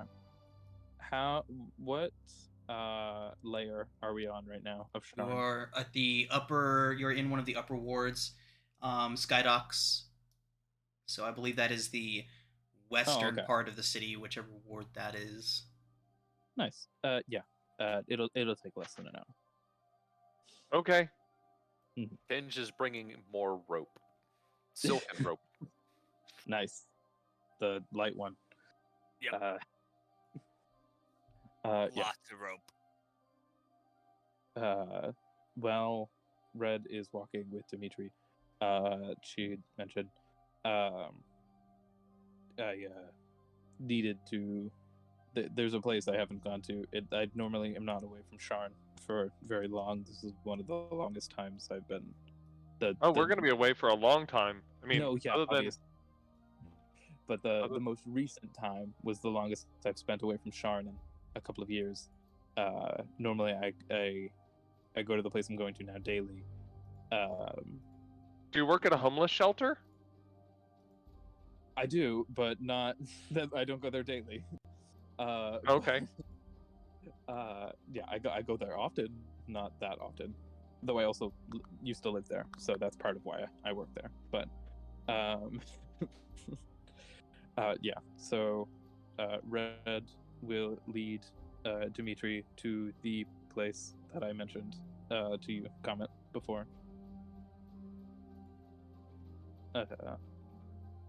If you said you still had the prep for that, right? Remind me again what place you're talking about. Because the thing that I had for you this time was you were asking about magic claws, and I had all that set up. Oh, there was that. She can do that later, I guess. Yeah, we'll get to that she later. wanted But what are she you wanted talking about now? She wanted to go to the cemetery. That's the highest, the most skyward cemetery in Sharn. Right. So yes, that is set up, but I kind of might have overset it up than from what you were thinking, because the place that I have in mind is in the Skyway, Oh, okay. which would definitely take you more than an hour to get to and back. Okay. Damn it. We'll Damn. do it when we come back. Yeah, So I set it up so that that's the person you're talking about got a nice mausoleum up in the Skyway. Very very rare for somebody from a not established house to be up there. Damn. Okay. That's fine. Instead, realizing halfway through walking away from the ship how long it would probably take to actually get there, Red decides against it, and they curse themselves for not having gone there the night before when they should have. And they just like, "Phew, okay, this is fine. Not seeing them for a month is fine, or longer. Everything's fine. We're fine. Let's go. We're ready for the trip." Are you sure you're okay? Uh, I mean, is it something that you can leave a note and ask someone else to do while you're gone? that is not how graves work.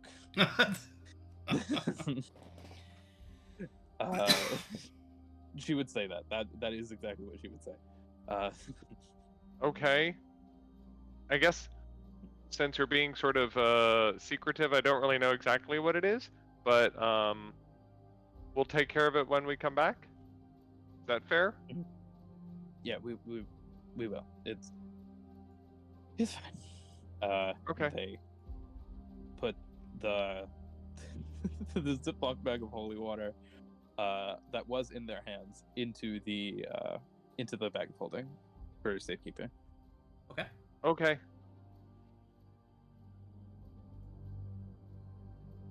And then we will head our way back to Yeah. the sky shippy dippy. Okay.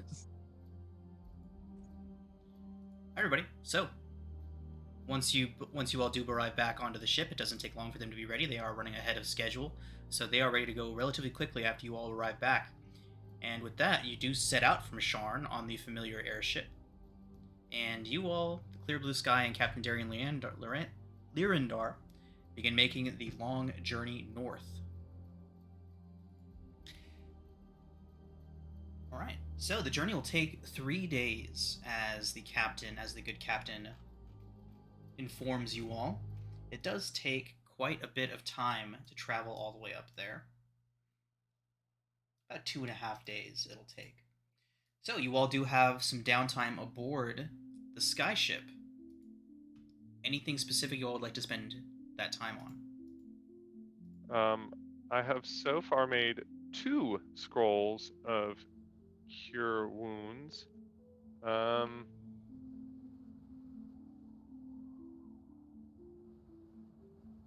I think that's good enough for now. So nothing else. I'll I make can a do. terrible decision. I'm gonna try and harvest some more from those frogs and make another poison. Nice. Yeah. You're taking the soon-to-be iced frogs with us? Oh yeah. Dimitri, Uh-huh. are you able to make use of scrolls of Bane? I cannot. Hey ho, I can. You can. Yeah, unfortunately, that's not something that maybe that's just a bit too religious for.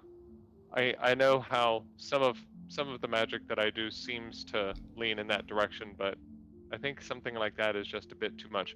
Nor am I able to take advantage of its opposite. Yuji, have a scroll of Bane.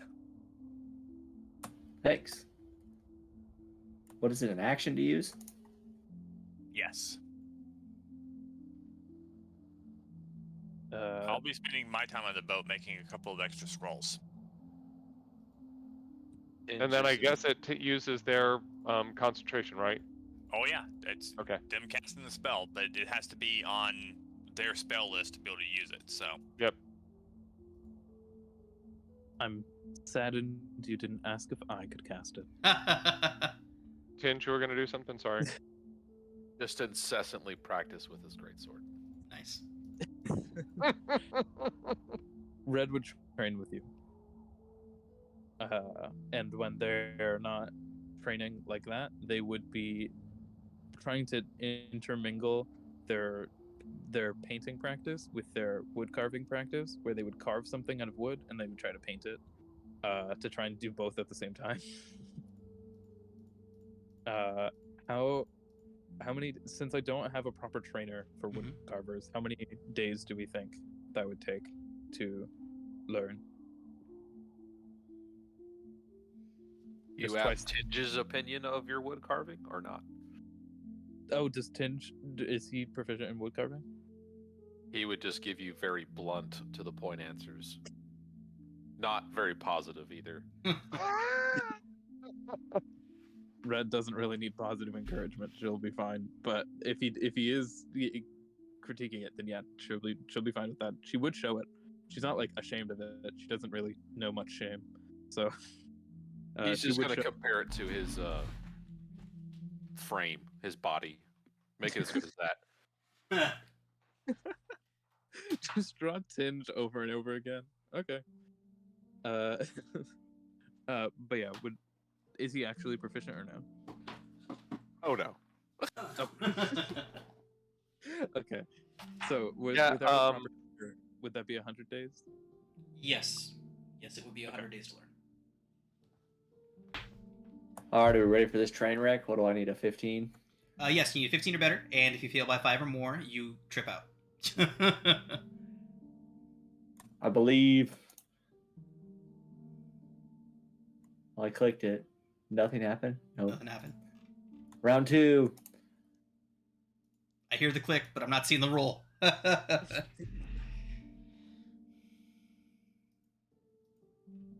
Is it set to not public? No. If it's not public, then. There you go. I I'm screwed it gonna up. go I see screwed it up. There you go. Right. I see a 14. Yeah. So unfortunately, you do fail to make a usable dose of this poison. However, you do not succumb to the poison yourself this time. This time. I mean, this one was what the frog trippy drug, so it'd have been a blast to fly over. Right, that, I was about but, to say, like, who knows, you might go on a spirit quest and learn more about your backstory. I mean, based on that last one, I'm not sure that's a great plan either. So I'm gonna make a couple of checks how good my wood carvings are. Yeah, go ahead and make let's do dexterity. Let's do sleight of hand. Yay. Well, I'm not gonna do sleight of hand because I'm not proficient yet. All right, let's but I do am dexterity proficient in performance then. sleight- Are you I don't proficient in think performance? No. Okay. Okay. So that's just normal. Yeah. That's just a deck. Oh, nice. Nice. Well done. The first one's great. It's a perfect Wow. replica of. And you've been keeping track of how many days you've been doing this, right? Yes, it's 5 so far, including the 3 that we're traveling. Go ahead and reduce it by another 3 days. Yeah, I'm just for simplicity, I'm gonna add 3 to the total. Word. So it's just still 100, but I'm just adding 3. Yeah, to the so you're 5. going, you're adding up to 100, not retract. Not got it. So yeah, Yeah, add 3 yeah. to your days worked. Nice. And then I'll just do that. What the fuck? Wow. Okay. There it is. You found your Uh, calling. So add another 3. Plus unfortunately, the 6 is not going to get you another day off, but.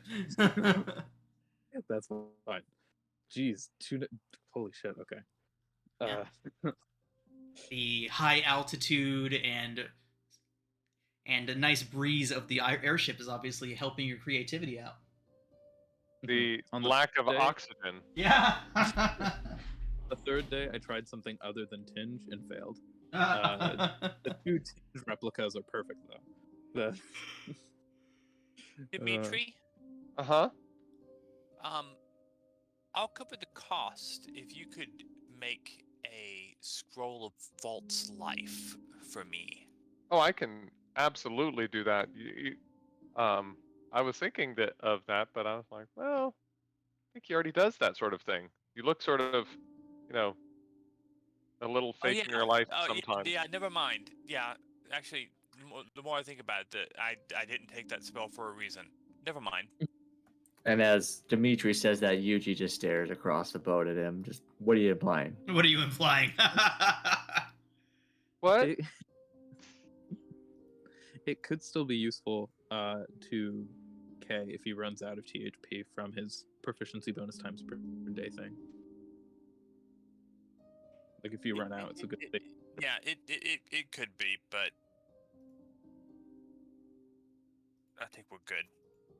Mhm.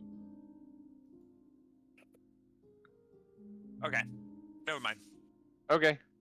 All right. On the good ship. La, la. So just real quick, has anyone else noticed an improvement in Roll20 stability with APIs? I just realized that I haven't had to restart my API sandbox in like 2 weeks, which is a lot. I have also noticed. I have I no just idea. assumed the internet was going well or something. Yeah, no, Yeah. it's definitely it's something better happened. Something has happened. Oh wait, I'm also gonna make 3 checks under Dimitri's tutelage of painting. Would that also be Dex? I figured Or that would was. I be- figured those were the two. Those were hand in hand, right? Just your artistic ability. I thought that we were doing both of them at once. Okay, so would I add the 3 days to painting as well? Yes. Okay, nice. Yeah. So it's just your general artistic capability is what we're leveling up here. Woo. Love that. Okay. I'm at the halfway point of my painter supplies, really getting the hang of it now. Nice. Okay. So, after only a handful of days, Clear Blue Sky has crossed the width of Corvair and deposited you in Stormhome, the seat of House Lyrindar. Unfortunately, there is little time to enjoy this bastion of tropical weather in the Northern Sea. Your mission has you board the Undeniable almost immediately. This water elemental bound galleon that Provost Furious has arranged passage for you on is captained by one Meredith de Lyrindar. As you all board, you see Darian wave, Meredith, it's wonderful to see you, and she just kind of has her arms crossed as she leans against the captain's. It's almost like a crow's nest that extends up from the deck, a set of stairs up, and then over this elemental ring that surrounds this water ship, this galleon. She's just kind of standing there, and she kind of just looks down at him. Darian.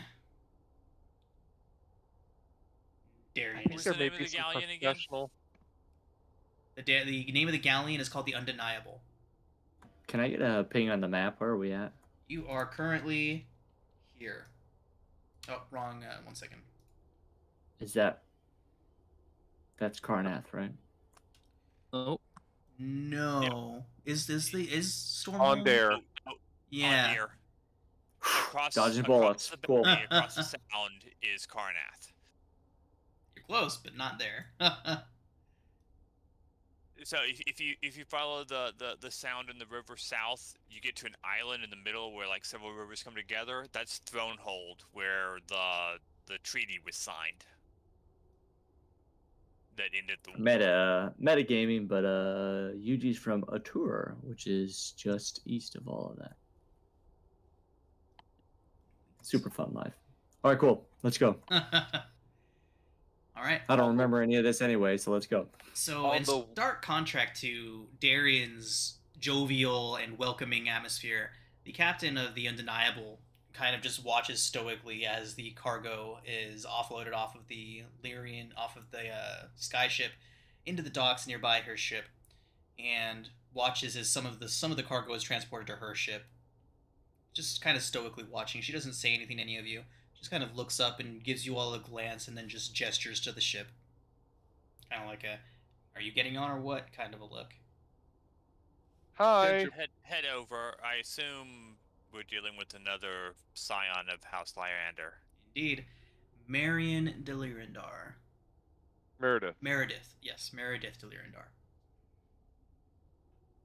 Hello, Captain. My name's Dimitri. She gives you a nod. I'm Kay. Again, just kind Don't of worry. silently acknowledging everyone. We've Have learned. you done this route to Ice White Island before? She says, "I and the crew have indeed made this trip many times." What about a How- week ago? She nods and says, "We were not responsible for transporting the Death's Gate group to the island." They secure their own was? transportation. Lyrander transportation or otherwise? Notedly not, which may explain why their ship did not return. Starting to wonder if this is a Interesting. trap. How close to the Demon Waste will we be coming during our travels? We will be taking a wide berth of the wastes. Good to know. She nods. How soon before we shove off? She looks down, looks at the cargo immediately, and then starts shouting orders to her crew. All right, no time for the bar. On the boat we go. She's no nonsense. She is. Yuji's in love. This is wonderful. I was about to Gives say him a nice taste of I let her soldier's life. know that I'm a skilled battle mage, and are there any particular dangers we need to be aware of? She for this nods and she says that she'll appreciate the extra skill for the trip. She doesn't expect any issues on the way, but she does note that the island itself has seemed to be a lot more active with unusual creatures lately. What type of creatures? Says Other than obviously cold, resilient ones. right. She says it's strange creatures that have said to be long extinct, suddenly reemerging in the wastes. They're thinking that the rumors are that the Manifest Zone to Rissia remains open in a way that it hasn't in a long time, or maybe ever.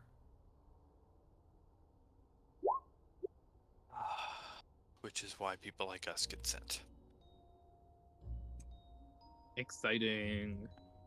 I've always wanted to kill a dinosaur. Go to Zendrick. oh no, not Zend. Well, I'm sure there's dinosaurs there too. Talenta. Oh wait, Talenta didn't we, plains are nothing but dinosaurs. The halflings there ride them as mounts. didn't we just kill a dinosaur? Wait, I forget. What was that thing that I like hollowed out the corpse of? Was that a dinosaur? No, I don't. Think so. No. I don't remember that. don't remember fighting a dinosaur. No, oh, it was the. I remember. It was when Yuji gave Red the tear thing and they were having a talk at night, and people were saying that It they wasn't were a not. dinosaur though. Okay, I don't remember what it was, but it was what. It doesn't matter. Whatever. Sorry. Yeah. Oh, Okay. I remember. It was the ant eggs. It was ant eggs. Oh, the Ankegs. Yeah, yeah. Yeah. Giant bugs. Bugs. Basically dinosaurs. All right. So, mere hours beyond the magically controlled weather storm home, the chill Arctic waters make staying above deck pretty uncomfortable for some of you. The captain remains up there. You can tell that she has one of those wands that's warming her, and she stays up in her crow's nest, keeping an eye out on things. But you can see that a lot of the crew has begun to retreat below decks to get away from the cold.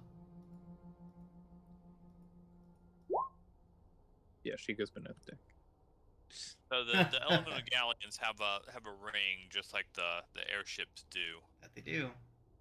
but they're powering us through the water at much faster speeds than a sailed vessel could. Yes. Indeed, considerably faster than any sailed vessel could take you all. You all do make your way across. And out of the protected weather of the area directly around Stormhold, Captain informs you that it'll be another 3 days on the boat until you will reach your destination. Tinge, would you be able to divide by 0 for me so you could like overheat or something? Kind of cold.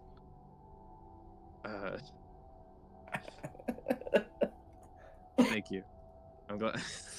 Hinge claps his hand together and they spark. That's about all I got for you. Good enough. Losing over here with that one. Oh, my. I was happy with that. I'm gonna make three more art checks. Okay. Oop. Did I? Oh, okay. Got a 20 and then 7 and 17. So All two right. of them were pretty. Yep. 2 of them advance you.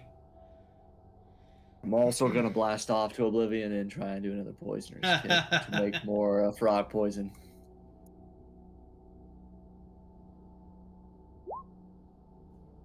Okay. Not getting better, not getting worse. This time, Yuji, you did fail this one by 5 or more. Ooh. And this time, Fun trip. yep.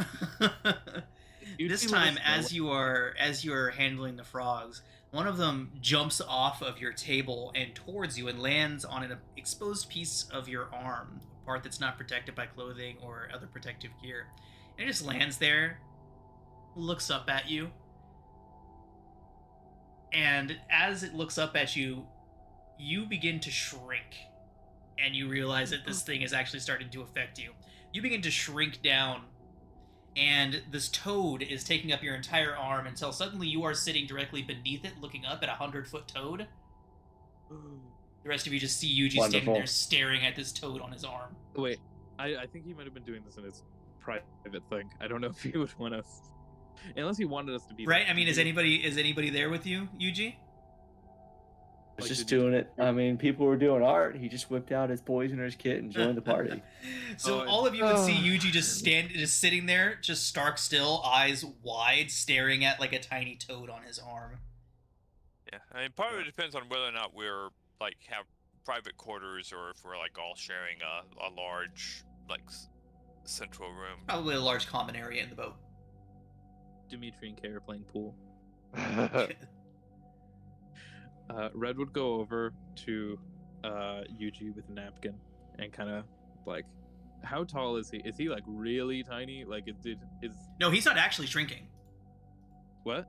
He didn't No, actually he's shrink. tripping out. That's just what he He's thinks. shrinking. That's what he's saying. Oh. Yeah. The rest of you just Oh. see anybody else watching this would see Yuji just sitting there with a tiny frog about the size of a soup spoon bowl, just sitting on his arm, and he's just staring at it. Okay, could Am I the only one here who's done acid? I was about to say, like, am I telling on myself here? What's happening? And it just goes, is he resetting again? it's it's fully possible for him to just have gotten reduced. So like I didn't know.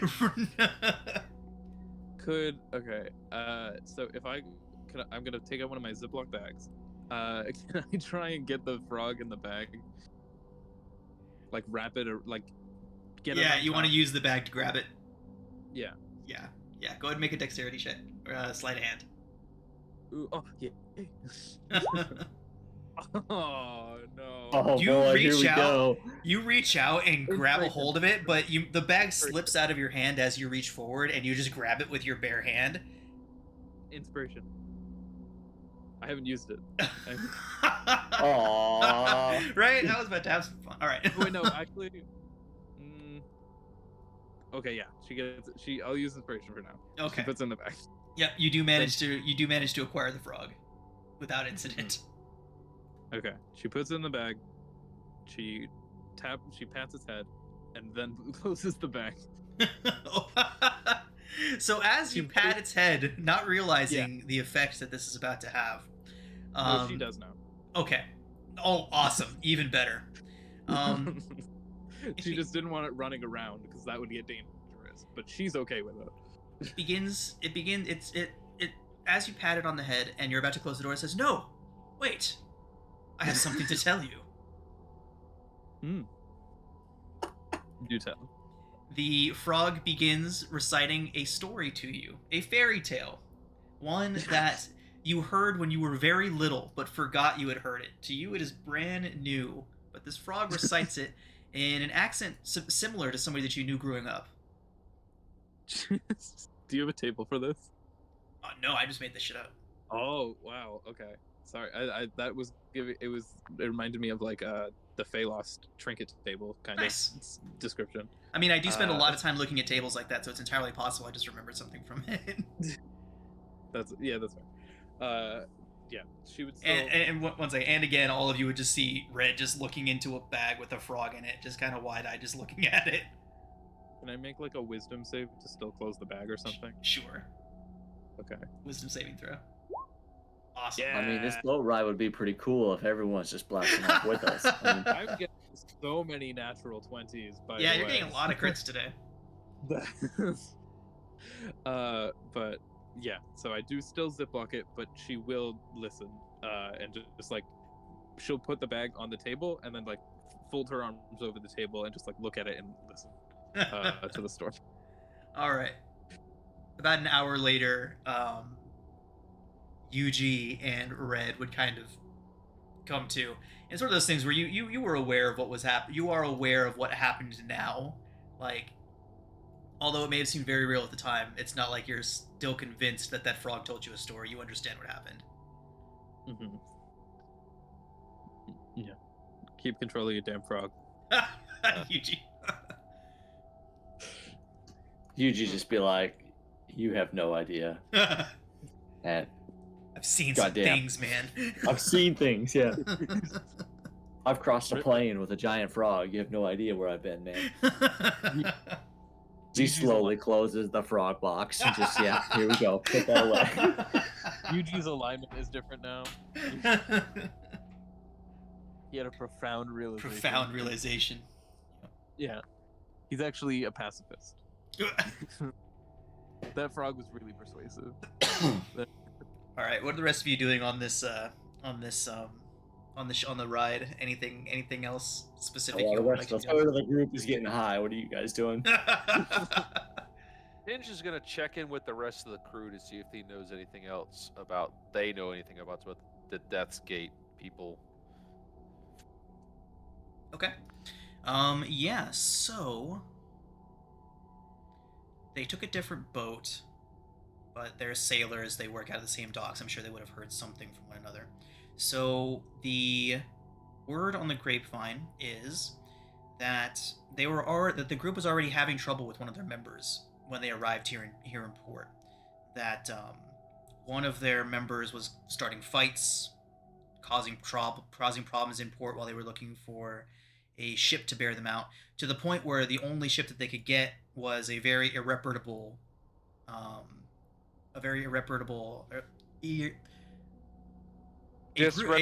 disreputable. Thank you. God, my brain is so wonky today. But yeah, very disreputable. There's a word that I'm going for. Han Solo smuggler. Very disreputable group of smugglers that was heading up there. They hadn't had very much experience yet, but it's the only group that they could hire out because of the individual that was causing so many problems for them. Was this individual elvish? They nod and say, yeah, and he had a great big shock of dyed red hair. Stood out in the crowd.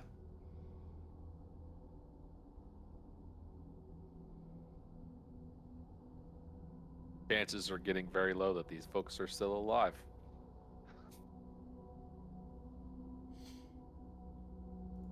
I'm sure they're fine. I think we might need to ask the elven dude what he knows about this frog. He seems to have a lot of ideas. Like, Yuji like slides the frog box closer. Well, I'm not sharing my frogs with people. He like pulls it closer to himself. My frogs. I don't know. I was thinking of this as like mid-trip, Red's just like saying a bunch of random shit to random Like people repeating about, random lines of the story the frog like is telling. The frog has all kinds of insight about the world,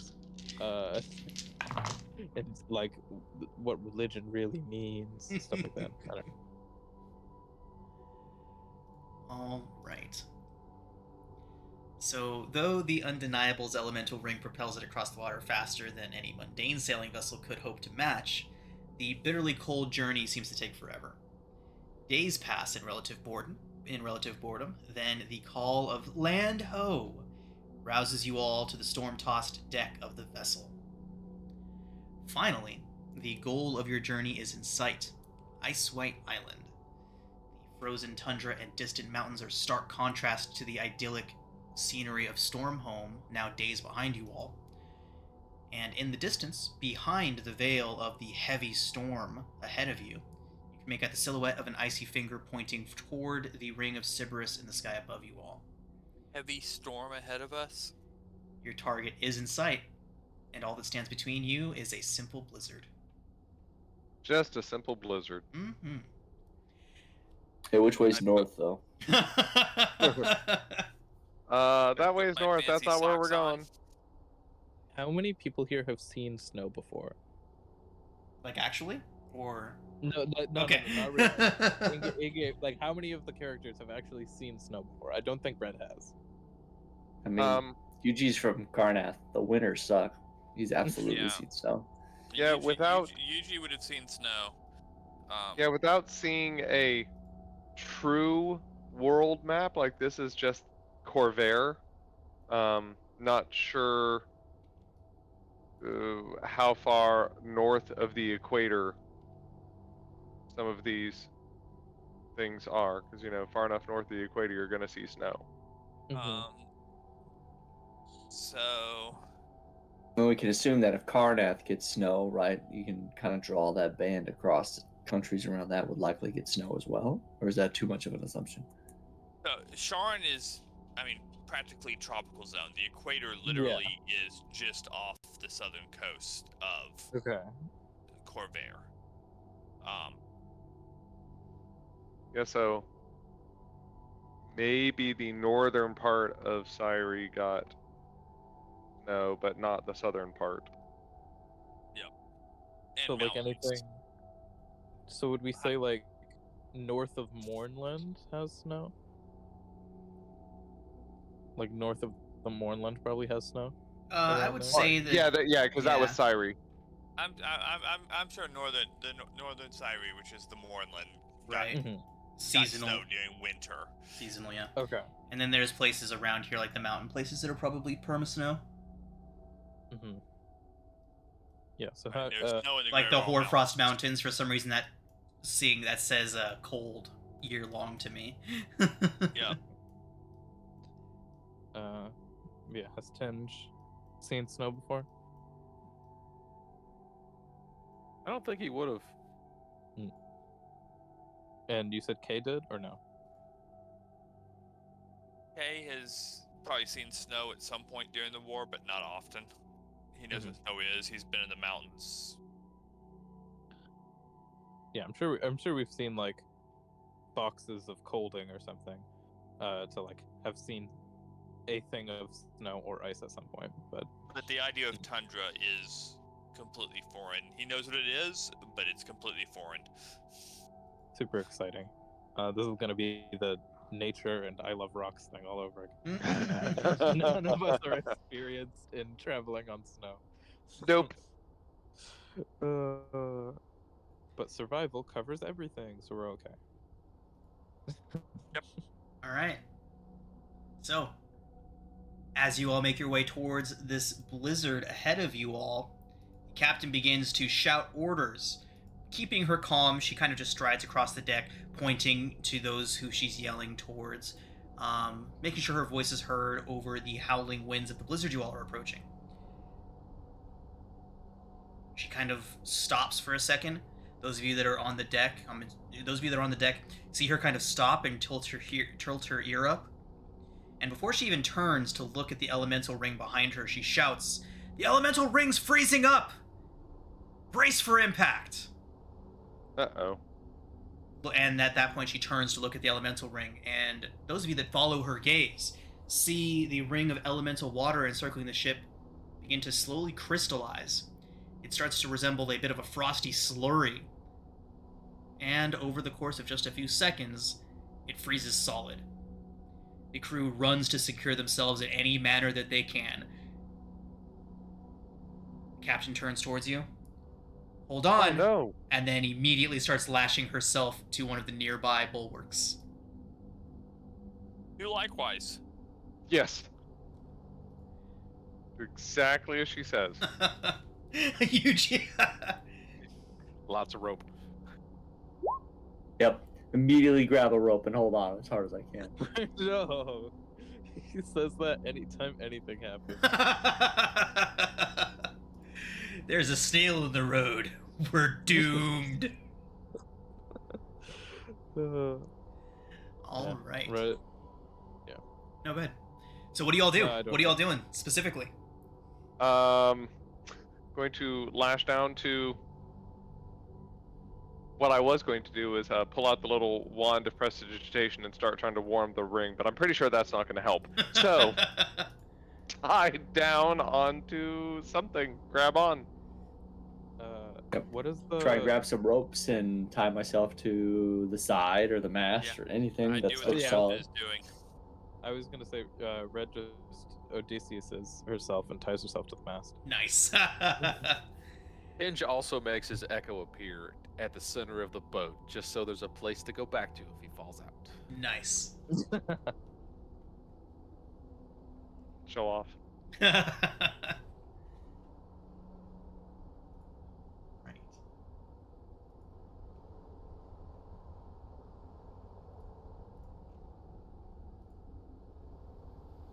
The boat explodes. The boat explodes. Campaign over. In my defense, Red, Dragon lands next know, week.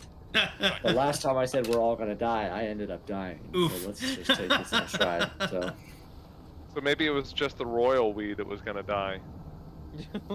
absolutely. Fucking oof. All right.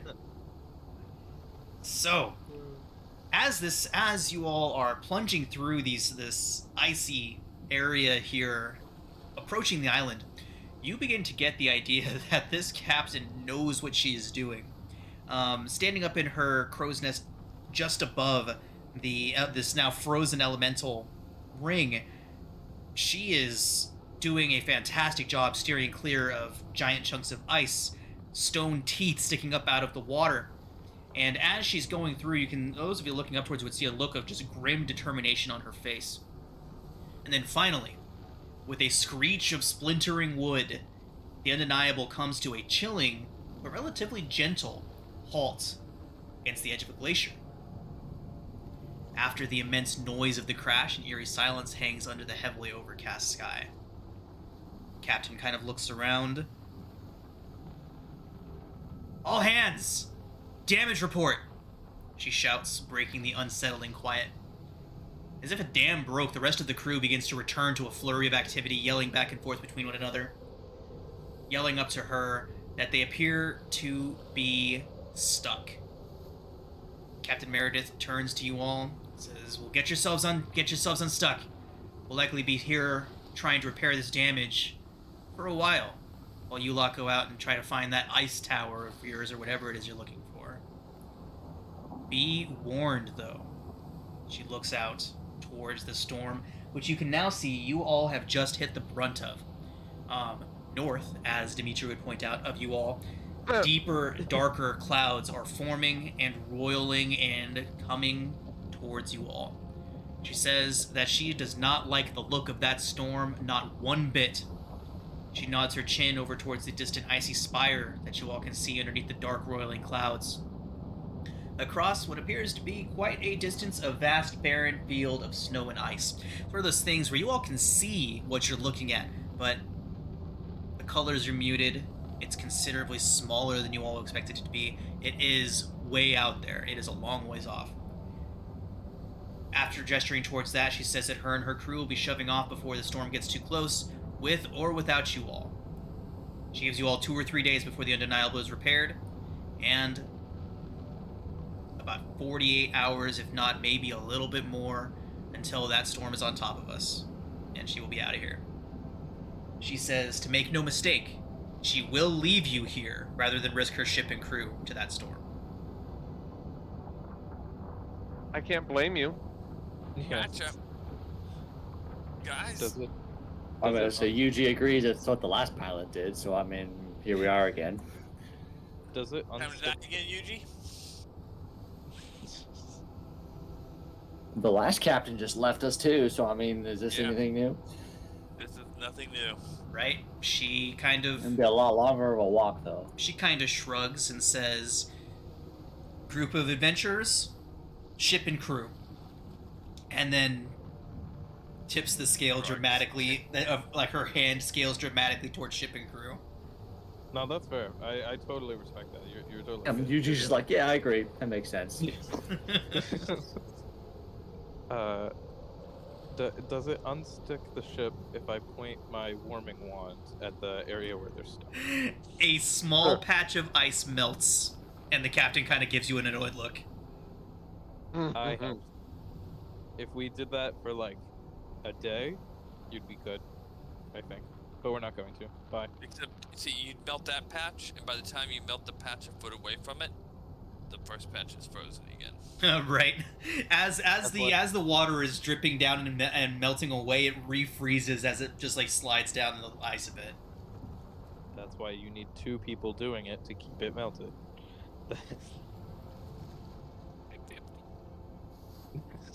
All right, so go ahead. Let's go. Right. For those of you unfamiliar, Risia, the manifest, the plane to which you all are entering the manifest zone for, is a plane of ice and cold constantly. Yep. Endless blizzards lash mountains of ice and frigid tundra, and unknown secrets are held in the frozen depths of fathomless Arctic seas. Place is home to spirits, both fiends and elementals, that embody the ideas of binding ice and deadly cold. When Risia is... that's a weird word. Cotermonious? Yep. With Eberron, cold weather becomes more intense and deadly, and magics tied to frost become more powerful. Too bad I don't have any of those, but that would be really cool. Now, I've got smite. having the same boundaries or extent in space, time, or meaning. Yep. Coterminous. God, my brain is just not braining properly today. I know that word. I've used that word. All right, everybody. So, as you all set off from the deck of the Undeniable, stepping foot onto the ice, that is what we're going to call it a session tonight. And when we pick up next week, you all will make your way to the Frozen Spire. Yeah.